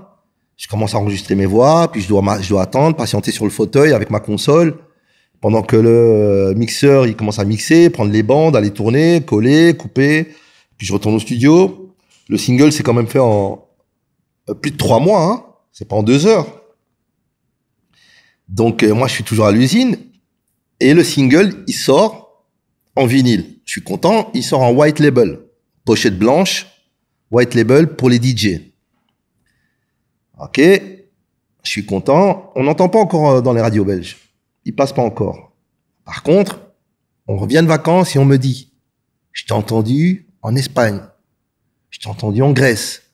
Je t'ai entendu là. Je me dis, ah, mais je me rends pas encore compte. Parce que les DJ jouaient ton morceau. Ouais, c'est vraiment des vinyles faits pour les DJ, en white label, en export. La maison de disques essaie de me vendre en Belgique, trouver un label ou un truc. Et là, ils ont du mal. Ils ont du mal. Un étranger avec 2 danseurs blancs derrière, 2 Belges. Ils proposent même s'il n'y a pas moyen de me changer, de mettre quelqu'un d'autre à ma place. Les producteurs refusent. C'est lui, ce sera personne d'autre. Je trouve un label indépendant en France, à Paris, qui s'appelle Happy Music. Le boss s'appelle Pierre Forgas et son associé s'appelle Delphine. Et tous les deux tombent amoureux du titre et veulent le vendre et veulent se battre pour le défendre. On signe avec Happy Music à Paris, petit label indépendant, et qui va tout faire pour faire connaître le titre. Il sort début 90, et là, le producteur m'appelle, il me dit, Ben, on a une télé. Et la première télé que tu vas faire, c'est Jacques Martin. Ah, waouh. Jacques Martin, c'est, parmi tous les animateurs, les gros animateurs qu'il y a de l'époque, quand même celui qui, sur une journée, un dimanche, fait une émission à 11h du matin, fait une émission à 13h de l'après-midi, 13h, et une autre à 16h. Il fait 3 émissions sur une journée, tous les dimanches. Voilà, on avait Le Monde est à vous, Incroyable mais vrai, et puis L'École des fans. Donc c'était l'animateur vedette. Il aurait pu être président tellement il était... Jacques Martin, c'était de GOAT. Mais moi, en tant que gamin, c'est une émission que je regarde avec mes parents. Le dimanche, ma mère, elle regarde, c'est Jacques Martin. C'est tout le monde regarde Jacques Martin. Je veux dire, voilà, t'es occupé, c'est là. Et il me dit ça. Et là, je vais chez moi, je me dis à maman, je dis, tu vois là, je vais être là. Et ma mère, elle croit pas. Ben non, maman, je vais être là. Et déjà sur le morceau, mais vous êtes en 3. Vous êtes à 3. Alors oui, alors il faut savoir une chose, c'est que moi je fais le morceau tout seul. Enfin, quand je fais le morceau, je fais le casting tout seul. Voilà. Et il me dit, qu'est-ce que tu veux faire? Tu veux représenter le morceau seul? Je dis non, moi je suis hip-hop. Dans le hip-hop, il y a le rappeur et le DJ.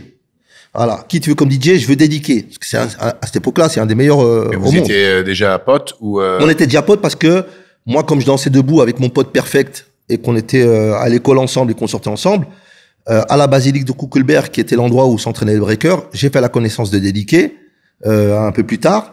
Et en faisant les battles et les démonstrations en ville, on était tout le temps ensemble. Et ce qu'il y a aussi, c'est que la première fois que j'ai enregistré ma voix sur une cassette, c'était chez Dédiqué. C'est la première fois que j'ai rappé. D'ailleurs, ce qui est marrant, c'était le même texte que dans Vous êtes fous, mais je m'appelais pas encore Benny B. Je m'appelais Strict. Et c'est fou parce que tout ça, je l'ai découvert après en réécoutant. C'est des trucs que j'avais oubliés. Mais quand j'ai réécouté le premier enregistrement que j'ai toujours à la maison, j'étais chez lui, il avait mis de la reverb, on avait pris un instrumental, je pourrais plus te dire, c'était un son qui faisait comme ça. Tom, tom, tom, tom, tom, tom, tom, tom, tom, tom, tom. Tom, tom, tom, tom, tom. Et là, je commence à rapper mon texte et j'ai ma cassette, j'ai mon son enregistré, j'étais content, j'ai Dédiqué chez lui dans sa chambre. On avait fait ça, j'étais content. Donc moi, comme je bosse avec Dédi, on faisait des trucs, c'était logique pour moi que Dédiqué soit mon DJ.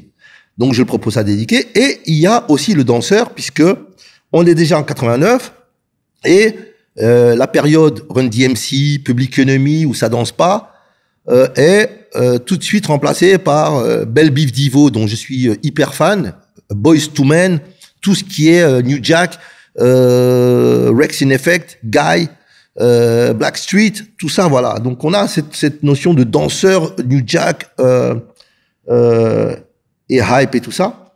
Donc il faut mon danseur et Perfect, c'est mon frère, c'est mon petit frère d'école, c'est mon frère avec qui c'est mon meilleur ami, je dois le prendre avec, quoi. C'est voilà. Et donc, il dit, OK, pas de souci. Bon, on va faire ça. On va te prendre avec tes deux potes et on va faire Benny B featuring Dédiqué. Donc, comme à l'ancienne, je veux dire featuring, c'est j'invite le DJ parce qu'à l'époque, Dédiqué acceptait d'être dans le titre. Mais comme il était un peu le DJ de tout le monde et d'ailleurs des gars avec qui je m'étais disputé puisque, ces rappeurs qui, voilà, il était aussi avec eux. Il voulait pas se retrouver en porte-à-faux avec eux. Donc, il s'est dit, tiens, on va faire featuring, mais je vais aussi mixer pour les autres comme ça. Je dis, pas de souci, on fait comme ça. Donc, Benny B featuring Dédiqué. Juste pour un single à la base.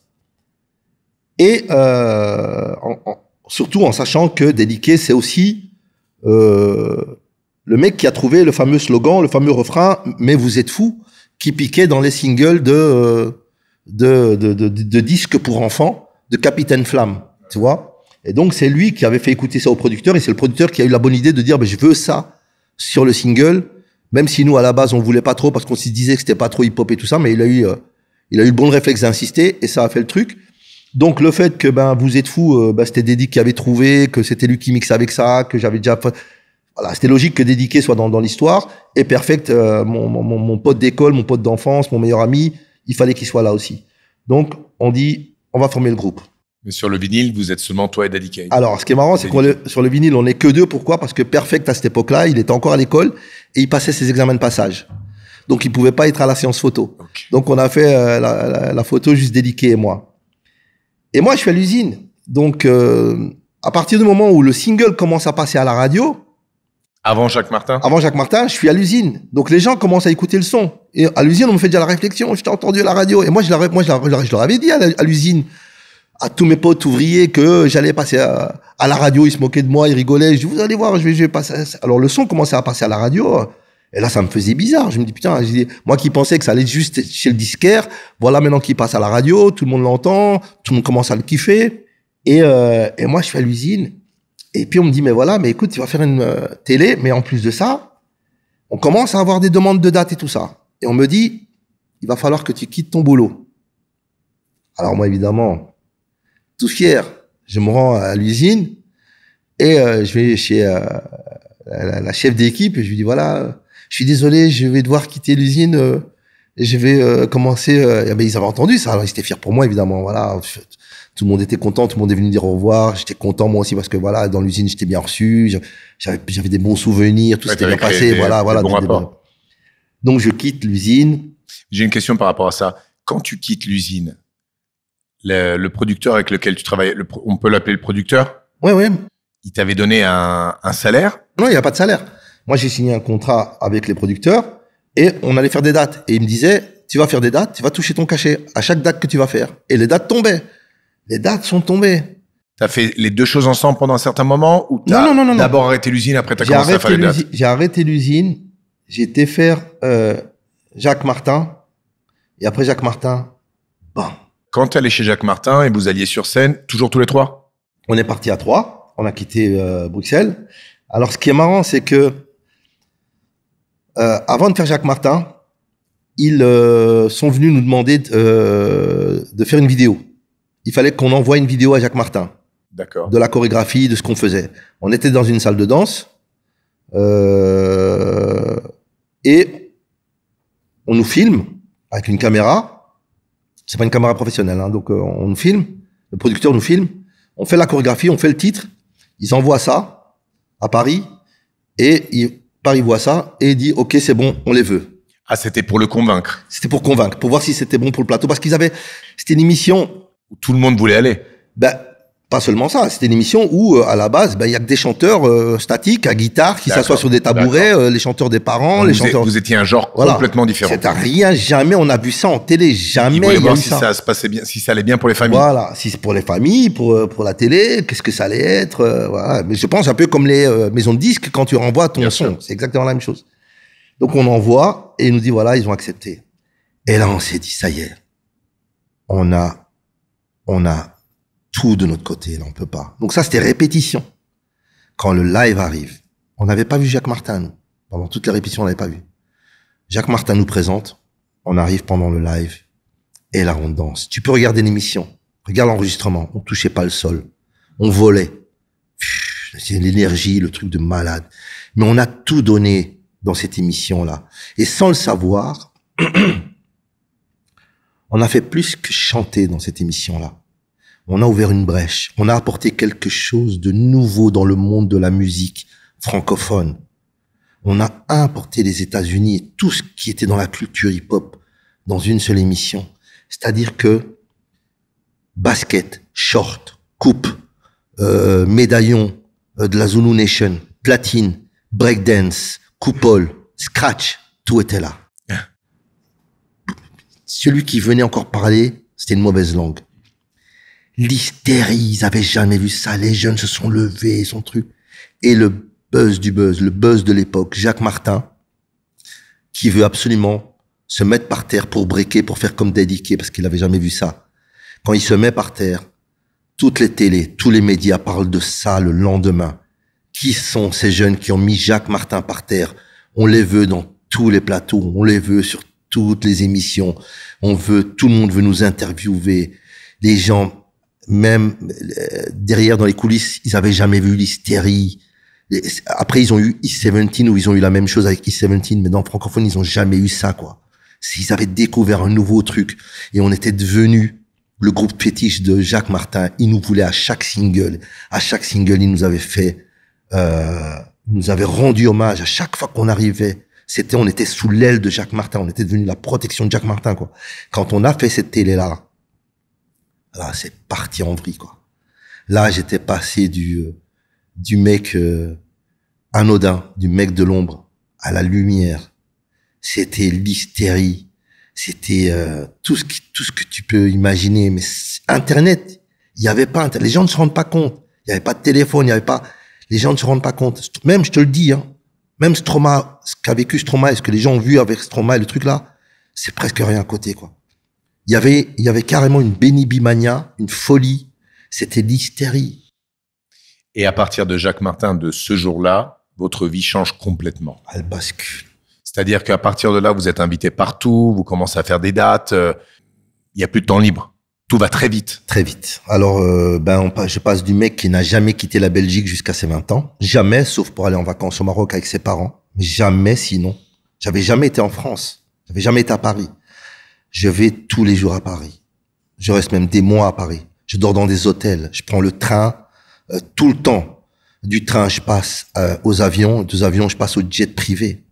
Des avions, je passe plus le portique, enfin les checkings normales.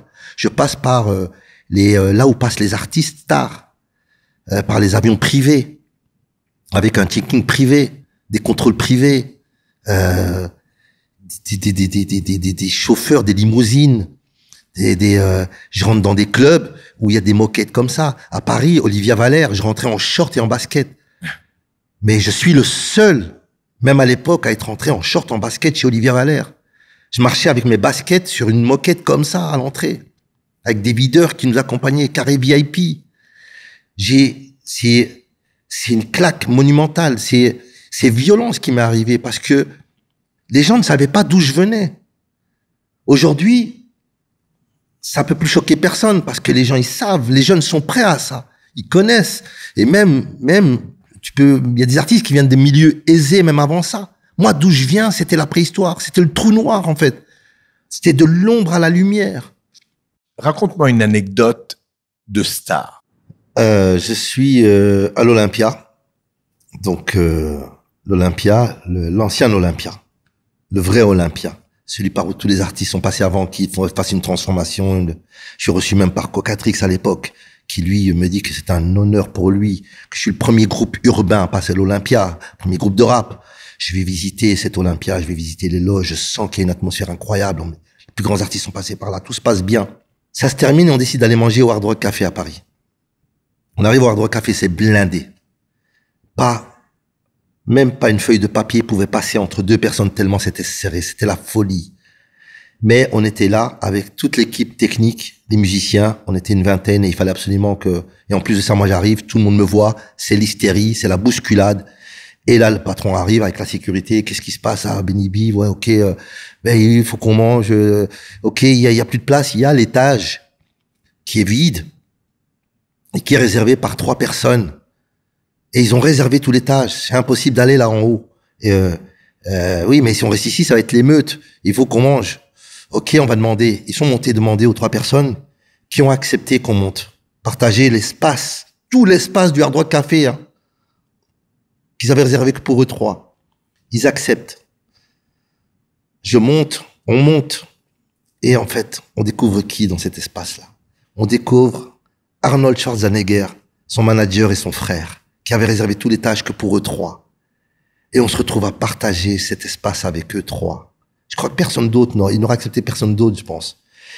Et là, c'est incroyable parce que je te parle, on est en 1992.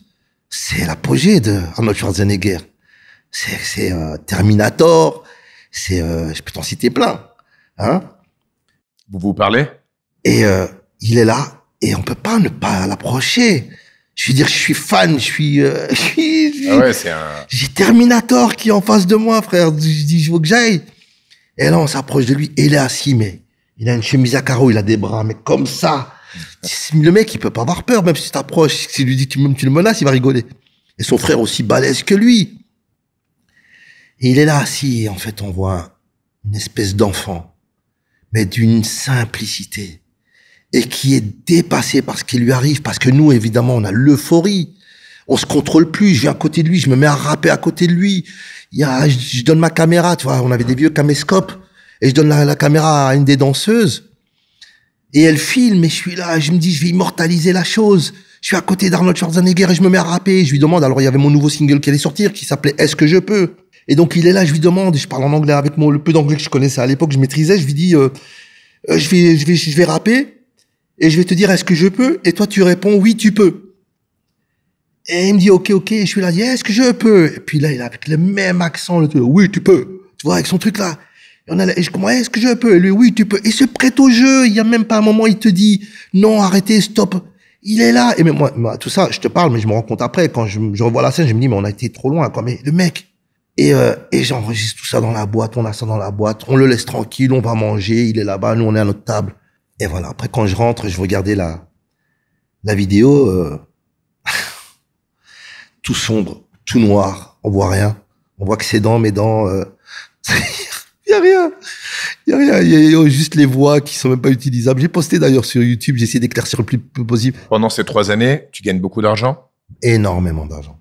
Tu sais gérer cet argent ou tu claques tout? Alors. Parce que personne ne t'apprend à gérer autant d'argent. Exactement. Comme le succès. Personne ne t'apprend le succès, personne ne t'apprend comment gérer cet argent. Et ce qui se passe, c'est que je gagne énormément d'argent. Lucas, c'est incroyable. Et quand je te dis que je suis un miraculé, mais je suis un miraculé effectivement de tout ce qui était sombre dans le côté musical, mais je suis aussi un miraculé par rapport à cet argent. Je veux dire, tu obtiens un pouvoir qui est incroyable. Alors, j'utilise toujours cette expression, mais c'est la seule que j'ai en tête. Moi, je viens d'une époque où, pour me payer une paire de sneakers, tu devais économiser pendant des mois et des mois. C'est normal. Voilà. Et puis là, je pars aux États-Unis, je rentre dans un magasin, et là, évidemment, c'est Alice au pays des merveilles dans le monde de la sneakers. Et là, j'essaye même plus. Je connais ma pointure. Ce modèle-là, dans toutes les couleurs que vous avez. Ce modèle-là, dans toutes les couleurs que vous avez. Mais c'est comme un gamin qui rentre dans un magasin de jouets, tu vois. C'est toute cette frustration de ne pas pouvoir me payer une paire de baskets qui ressort et qui fait que maintenant, voilà, je veux. Pas par c'est pas négatif, hein. Il n'y a pas de méchanceté dans la gestuelle que je fais. C'est juste, je suis content. J'achète. C'est pas pour dire, ouais, regarde. Non, je suis content, j'achète, voilà. Je vais dans un magasin chercher un sac, je prends un sac de hockey aux États-Unis parce que c'est les plus grands sacs qu'ils ont. Et je mets, toutes mes paires de baskets que j'achète. Mais il y en a une 50aine. Et je reviens avec ça, des valises, des malades, des vestes. Je m'achète à volonté, à gogo, c'est le pouvoir que tu as. Je rentrais à la banque, je ressortais avec 1 million de francs belges dans une poche et 1 million de francs belges dans l'autre poche. Je me suis rendu compte qu'on pouvait mettre des millions de francs dans une poche, quoi. T'as acheté une maison? Voilà. Alors, le truc, on fait un petit comeback et j'avais fait une promesse à mes parents, en fait, quand j'étais jeune. Et d'ailleurs, c'était, justement, je te parlais de la scène où mon frère, qui est décédé d'overdose, c'est le moment où mon frère l'avait ramené à la maison, où mes parents étaient très tristes. Ils étaient ravagés parce qu'il était pas bien et moi, j'étais petit, je voyais la scène et je voyais mes parents tristes et je leur disais, quand je serai plus grand, si un jour je suis riche, je vous achèterai une maison. Je vais pas avoir beaucoup, hein. Je vais avoir 8 ans, un truc comme ça. Et c'est resté dans ma tête. Je me vois leur dire ça parce que le moment est très fort, il est très intense. Et je commence, quand je travaille, par leur donner la moitié de mon salaire. Et le jour où je touche mon premier cachet de la SABAM, je parle avec mes producteurs, je dis voilà, moi je voudrais laisser cet argent parce que je voudrais acheter une maison à mes parents. Elle me dit t'es sûr? Je fais ouais, c'est ce que j'ai promis et c'est ce que je veux faire. On me dit ok. Donc je leur achète, enfin je cherche une maison, je leur dis rien. Et j'en trouve une. Et à ce moment-là, il y a une émission qui cartonne en Belgique et en France qui s'appelle Striptease, qui veut faire un reportage sur moi. Mais c'est une émission assez spéciale. Elle filme les gens, elle parle pas, elle les laisse faire. Et souvent, elle profite un peu de certaines scènes qui peuvent être cocasses. Donc, je parle avec le producteur de l'émission, je dis, écoute, je veux bien la faire, mais il faut que ce soit un truc bien fait. Et j'insiste, je veux que dans la scène, il y ait la surprise où j'offre la maison à mes parents. Ils acceptent. Et donc, on fait le tournage et j'annonce je fais l'annonce à mes parents et je les amène visiter la maison et ils immortalisent ça dans le reportage. C'est un beau souvenir pour moi. Vraiment, j'ai bien fait de faire ça parce que ça reste un bon souvenir pour moi. Quand tu leur as fait visiter, ils savaient que tu allais leur acheter ou ils se doutaient de rien? Non, je leur avais dit, Okay, voilà. Donc, et puis voilà, ils s'expriment devant la caméra en disant qu'ils sont vraiment contents, qu'ils sont fiers. Et pour moi, voilà, c'était. Mais j'ai immortalisé le truc parce que j'ai tenu ma promesse et c'était le plus beau cadeau enfin pas le plus beau cadeau. Je pense que j'aurais pas fait assez pour leur offrir tout ce que j'avais envie de leur offrir, de tout ce que je leur dois, qu'eux m'ont donné dans ma vie, tout ce c'est grâce à eux, tout est grâce à eux en fait. Et donc du coup voilà, ça c'était pour moi un minimum, mais c'était l'essentiel, c'est de leur offrir une maison alors qu'on louait tout le temps on louait. Et là ça a été voilà, j'avais tenu ma promesse, j'étais fier de moi, j'avais fait plaisir à mes parents, on était là dans cette maison qui était familiale où tout le monde venait et c'était super quoi, voilà. T'en achètes une pour toi aussi, après quand tu commences à gagner beaucoup plus d'argent ou pas? Non, moi je continue à vivre avec mes parents, je continue à voyager, je continue à faire mes shows, voilà, et puis voilà, jusqu'au moment où ça se calme, et puis là, quand ça se calme, je t'ai dit, je reviens en Belgique et je vis de mes rentes. J'ai beaucoup d'argent. Je reviens, j'ai plus de temps, j'ai beaucoup de temps devant moi. Et par contre, je reviens toujours avec un état euphorique. Je reviens d'une vie de strass paillettes. Je peux pas rentrer chez moi et dormir à 11h du soir. Donc il faut que je sorte, il faut que je redécouvre la vie que j'avais avant, que je profite, que je rattrape aussi cette vie que j'avais perdue de jeune jusqu'à 24 ans, 25 ans. Et là, je vais voir tous mes potes en leur disant, on va faire la fête et tout ça. Et mes potes, ils me disent, oui, mais mon frère, nous, on n'a pas les moyens que t'as. Toi, t'es parti et t'as fait de l'argent et nous, on est toujours restés au même stade. Donc, du coup, moi, je suis pas con, je vais pas sortir seul. J'invite tout le monde, j'invite mes potes. Et on sort et on va manger au restaurant et je paye du moment que je suis pas seul et que je suis entouré et que je peux faire profiter et que je m'amuse, tu vois. Mais ça dure un moment. Puis l'argent commence à diminuer. Et puis là, il faut... Un moment, ça veut dire combien de temps, plus ou moins? Quand même, on va dire 94 jusqu'à 98. Pendant 4 ans, je fais la fête, quoi. Ok. Tu vois? Là, je rencontre une fille, dont je tombe amoureux, et je décide de me calmer. Je me dis voilà, quand je me dis me calmer, je fais pas des graves trucs, mais bon là, je sors, j'ai pas de vie, j'ai pas d'hygiène, je suis tout le temps dormir tard, me lever tard, dormir tard. Donc là, je rencontre cette fille, et puis voilà, et puis je replonge dans l'histoire que j'avais connue avec Vanessa. Et donc là, je suis avec cette fille, Maria. Que je rencontre dans un club, et puis on décide de se mettre ensemble et de pas se séparer. Et on vit les 2 premières années comme ça ensemble, et puis là je me rends compte que c'est une fille à laquelle je m'attache et j'aimerais bien faire ma vie avec elle, avoir des enfants, donc il faut quand même que j'ai une meilleure hygiène de vie et un travail. Et en même temps c'est volontaire parce que je peux aussi me permettre de retourner sur scène, même seul. Parce qu'on m'appelle pour faire des petits shows, des trucs comme ça, mais j'ai pas envie. J'avais pas envie, T'avais pas envie? Ouais, j'avais plus envie parce que, j'étais plus avec mes potes, même si je les voyais, on formait plus un groupe. Parce que voilà, le groupe était, et puis parce que, voilà, j'avais assez, en fait.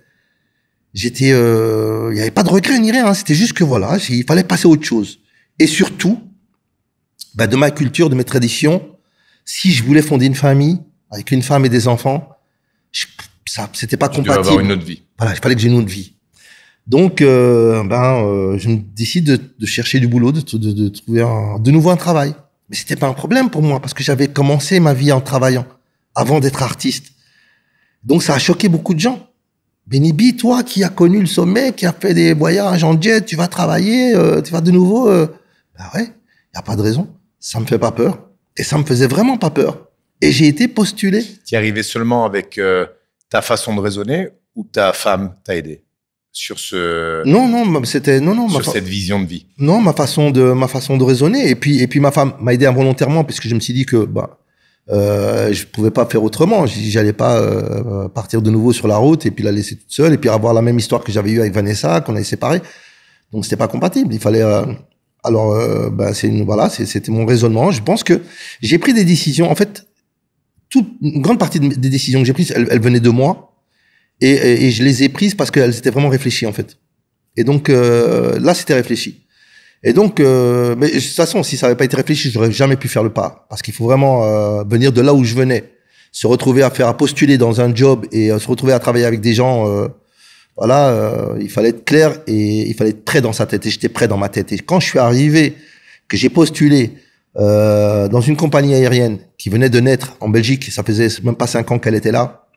Celle de Richard Branson. Richard Branson, ouais, Virgin Express. Ouais. Ça faisait même pas 2 ans qu'elle était là. Elle était toute fraîche, toute petite. Et tu sais, avec la nouvelle mentalité américaine, un peu comme ici, avec une console de jeu à l'entrée, un lounge, un truc très très anglais en fait. Richard Branson voulait vraiment qu'on soit tous.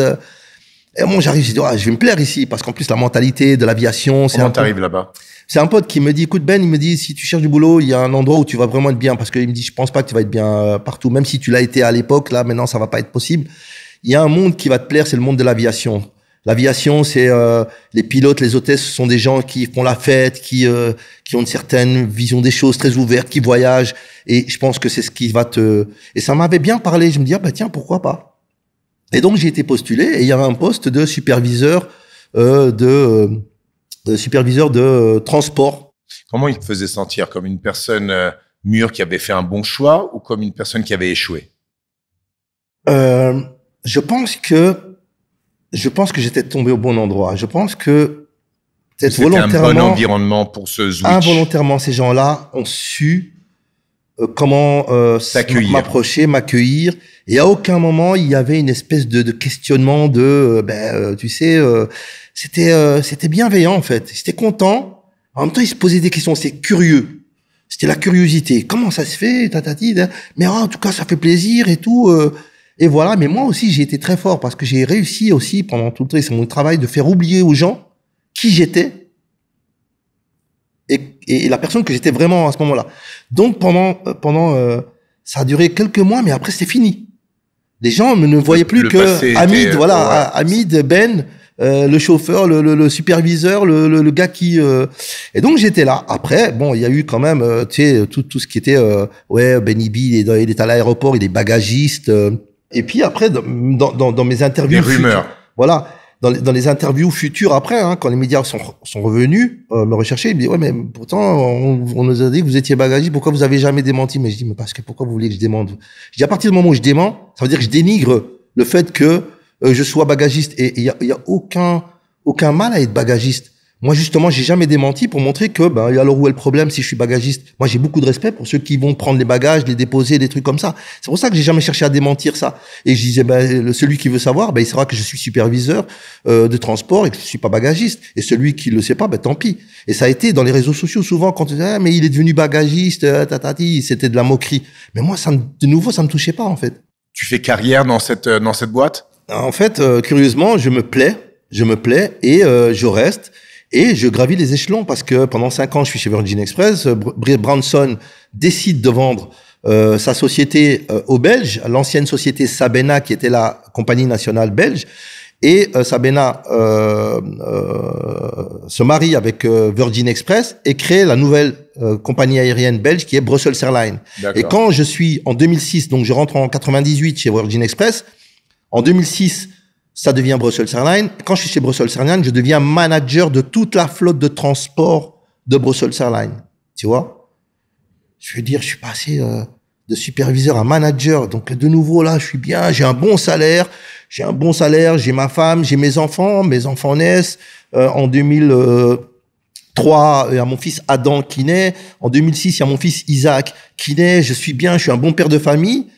Je suis bien, j'ai un bon poste, j'ai une bonne situation, j'ai carrément oublié, j'ai réussi à faire oublier Benny B à tout le monde, même à moi-même, j'ai réussi presque à me faire oublier Benny B à moi-même.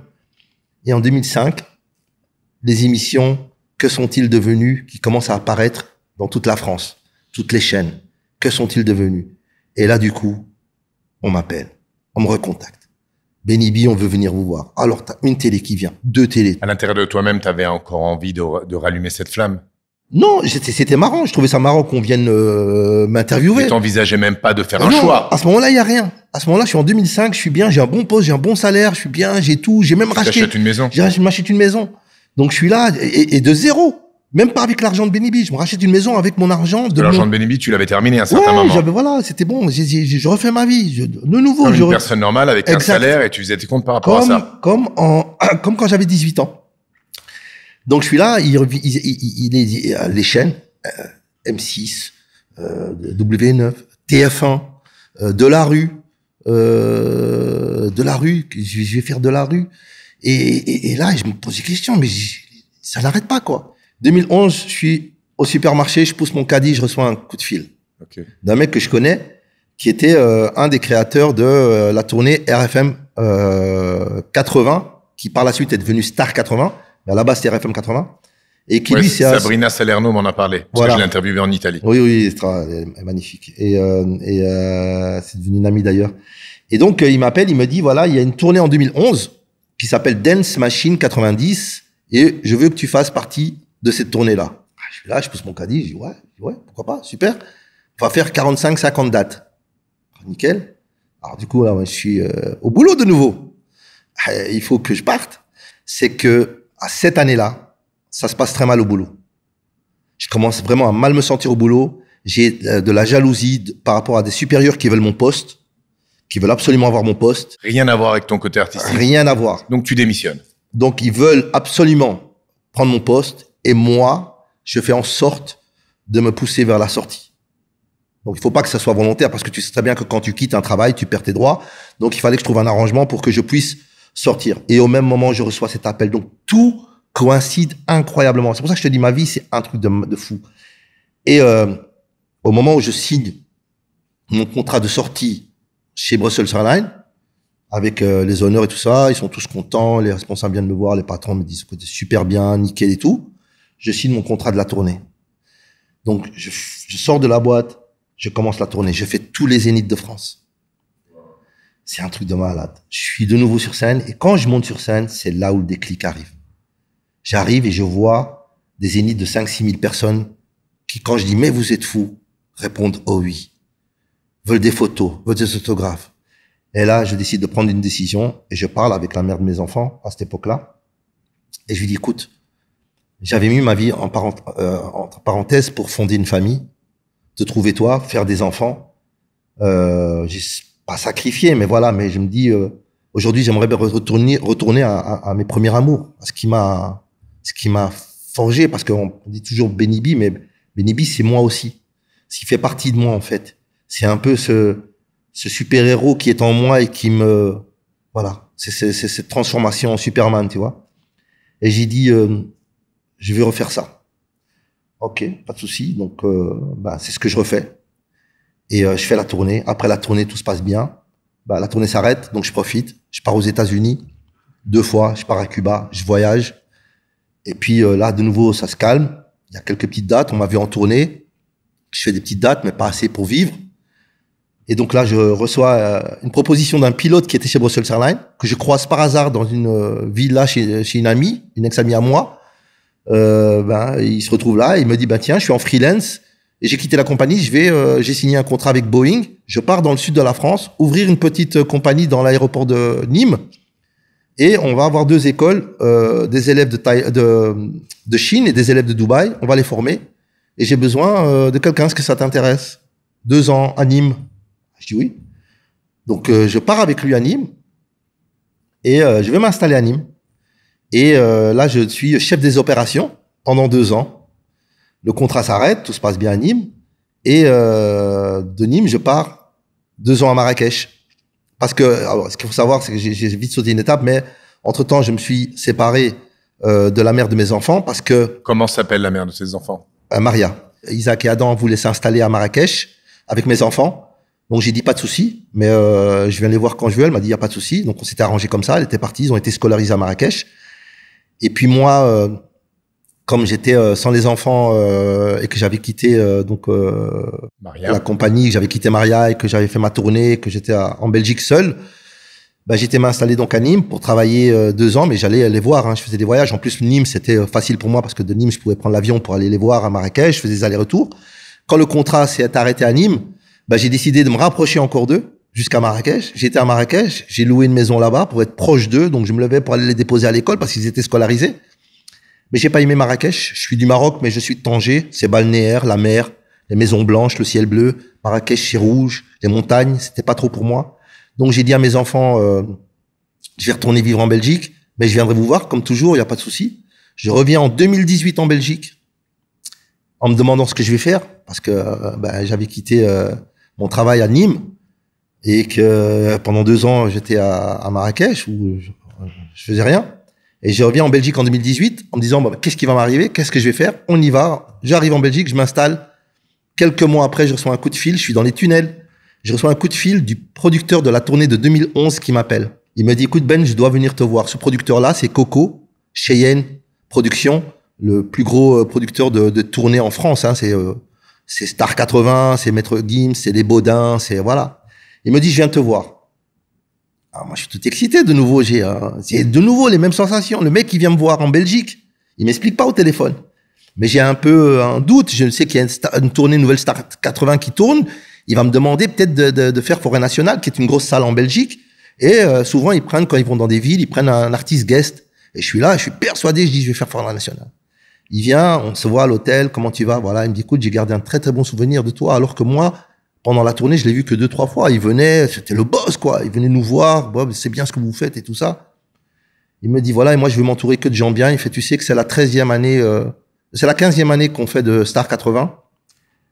Et j'ai dit, waouh, tu vas me demander de faire Forêt Nationale. Il me dit, non, je vais pas te demander de faire une Forêt Nationale. Il me dit, je vais te demander de faire toute la tournée avec nous. Qu'est-ce que tu veux que je t'explique? Star 80, c'est quoi? Patrick Hernandez, Sabrina, Plastique Bertrand, Coutin, Schultez, tous des grands noms. Alors que moi, j'étais gamin, je les regardais à la télé. Et c'est Star 80. Moi, je suis 90. Et en fait, il me dit, voilà, je veux que tu sois là, je veux que tu viennes. Et il m'annonce ça, mais c'est de nouveau une claque, quoi. Je dis, c'est pas possible. 2018, 56, presque 60 dates. Wow.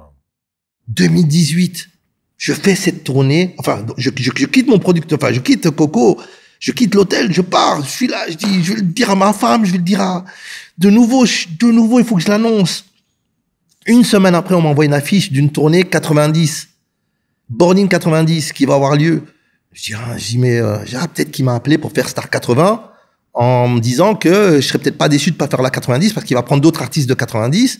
Mais bon, c'est pas grave, Star 80, c'est le summum, quoi. Et en plus, il me dit que Star 80, ils avaient fait en 2015, ils avaient fait pour la première fois le Stade de France. Ils l'avaient plus refait. Et qu'en 2018, quand moi j'allais faire Star 80, on allait faire le Stade de France. Donc non seulement il m'offrait Star 80, parce que tout le monde veut être dans Star 80. Même c'est les artistes les plus mythiques. Si t'as pas fait Star 80, t'es personne, quoi. Et donc, il me dit ça. Enfin, non, c'est pas vrai. Je rigole. Mais il me dit, tu fais ça? Et il m'offre le Stade de France. Je fais le Stade de France. 34 ans après la sortie de Vous êtes fous. Je fais le Stade de France avec Vous êtes fous sur scène devant 50 000 personnes. Avant de te poser la dernière question, je m'interromps sur la carrière parce que je te laisse sur ton enthousiasme. C'est beau, tu es en train de sourire, t'es heureux. C'est le bonheur. Mmh. Donc, t'es en équilibre. La question que je te pose, c'est sur la famille. Donc, avec Maria et vos 2 enfants, vous vous séparez, pas avec vos enfants, mais avec Maria. Ensuite, qu'est-ce qui se passe du côté amour? Amour, alors, il y a en 2017, donc juste avant l'annonce de la demande de Coco pour Star 80, en 2017, je rencontre une fille avec qui ça match super bien, dont je tombe amoureux, et on est ensemble. Alors bizarrement aussi, 1 an juste avant que j'ai la proposition. Donc là, de nouveau, je dois annoncer à la fille avec qui je suis. Elle s'appelle Soumia. Et je dis, Soumia, écoute... elle est marocaine? Elle est marocaine. Et donc, Soumia me connaît en 2017, où il se passe rien, où je suis avec elle du matin au soir, tous les jours. Et en 2018, je reçois cette annonce début 2018, qui m'annonce que je vais partir pendant 45 dates. Donc, je dois l'annoncer à Soumia. De nouveau, tu vois. Je dis à Soumia, écoute, là, on s'est vu tous les jours, mais tu vas découvrir quelque chose. Un nouveau rythme. Et je te préviens, parce que je suis déjà passé par là, ça va être différent. Et elle me dit, OK, pas de souci, je suis prêt à prendre le risque. Et donc, oui, en 2018, je fais les tournées, donc ça se passe bien, tout se passe bien. Et on est ensemble, et en 2019, elle m'annonce que... non, je vais essayer d'être le plus honnête possible. On se sépare en 2019, et parce que ça va très mal. Je la comprends plus, il y a un truc qui se passe, je sais pas ce qu'elle a. Elle prend du poids et elle est pas bien, et ça va pas. On ne se supporte plus, on ne se parle plus et on se dispute. Et quelques mois après notre rupture, elle m'appelle et elle me dit, si je te dis que je suis enceinte, tu me crois? Je dis non, tu me racontes ça pour essayer de me retenir. Elle me dit, et si je te dis que tu as une fille, tu me crois? Et là, je commence à douter. Et en fait, il y a eu un déni de grossesse. Ce qui expliquait en fait la situation, son état d'esprit, le fait que, mais grossir, elle avait pas un ventre, elle était pas enceinte, elle avait des bourrelets, comme si comme quelqu'un qui mange beaucoup. Il y avait pas de ventre. Moi, je sais ce que c'est une femme enceinte. La mère de Maria était enceinte 2 fois. Et elle me dit ça, je crois pas. Jusqu'au jour où elle me donne rendez-vous et elle me montre ma fille qui a 1 mois. Et là, ça a été d'une violence mais incroyable. Je l'ai pris dans mes bras parce que moi, il faut savoir que je suis un papa poule, que je suis très protecteur et que mes enfants, c'est la plus belle chose qui me soit arrivée dans ma vie.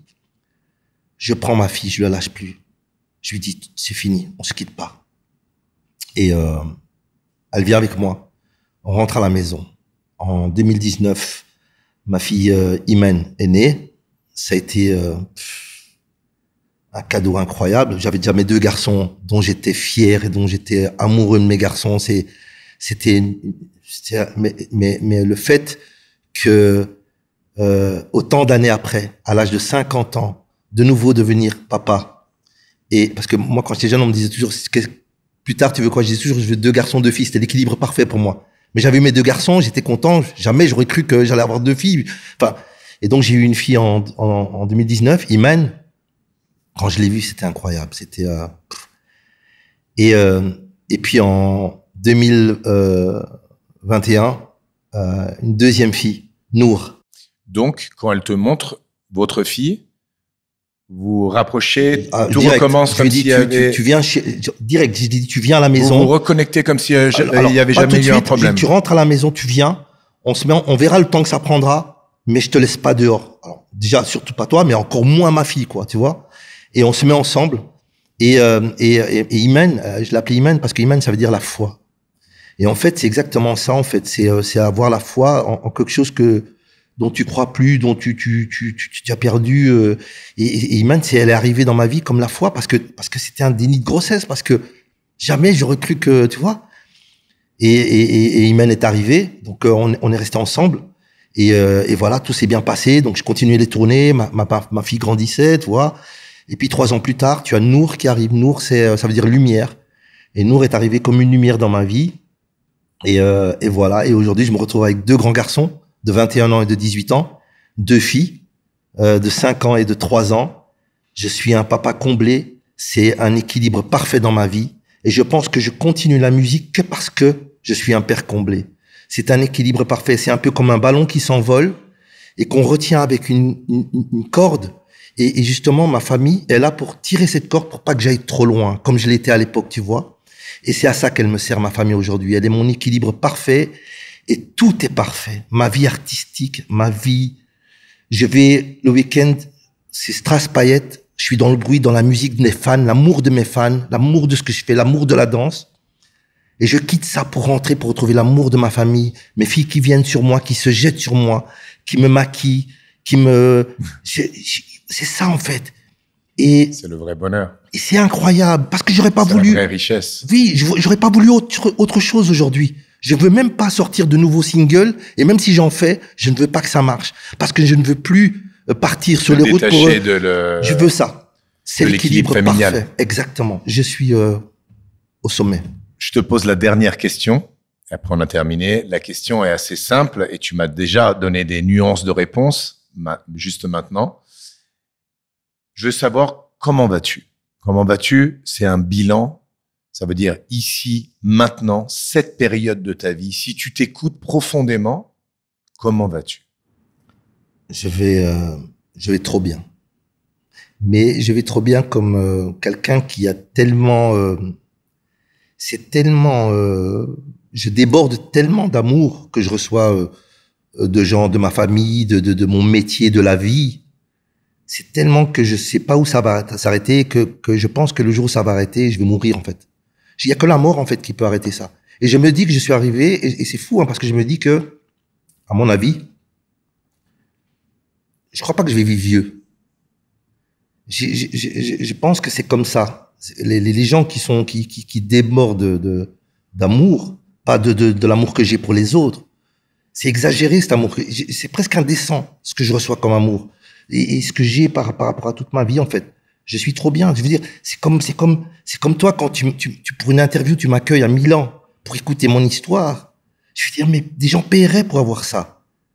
Ça m'arrive tout le temps. J'en suis gêné. Je suis, et je me dis, la seule façon que ça s'arrête, ça va être que je vais mourir et que ça va s'arrêter.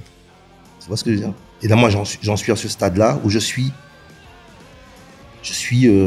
c'est comme s'il y avait plus de douleur, en fait. Tu vois? C'est ça. Merci, ami Jonathan. Merci beaucoup. Merci.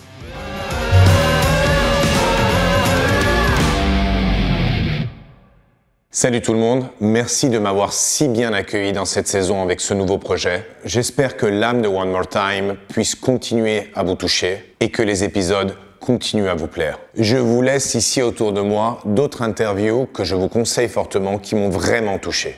Je vous remercie et belle allée.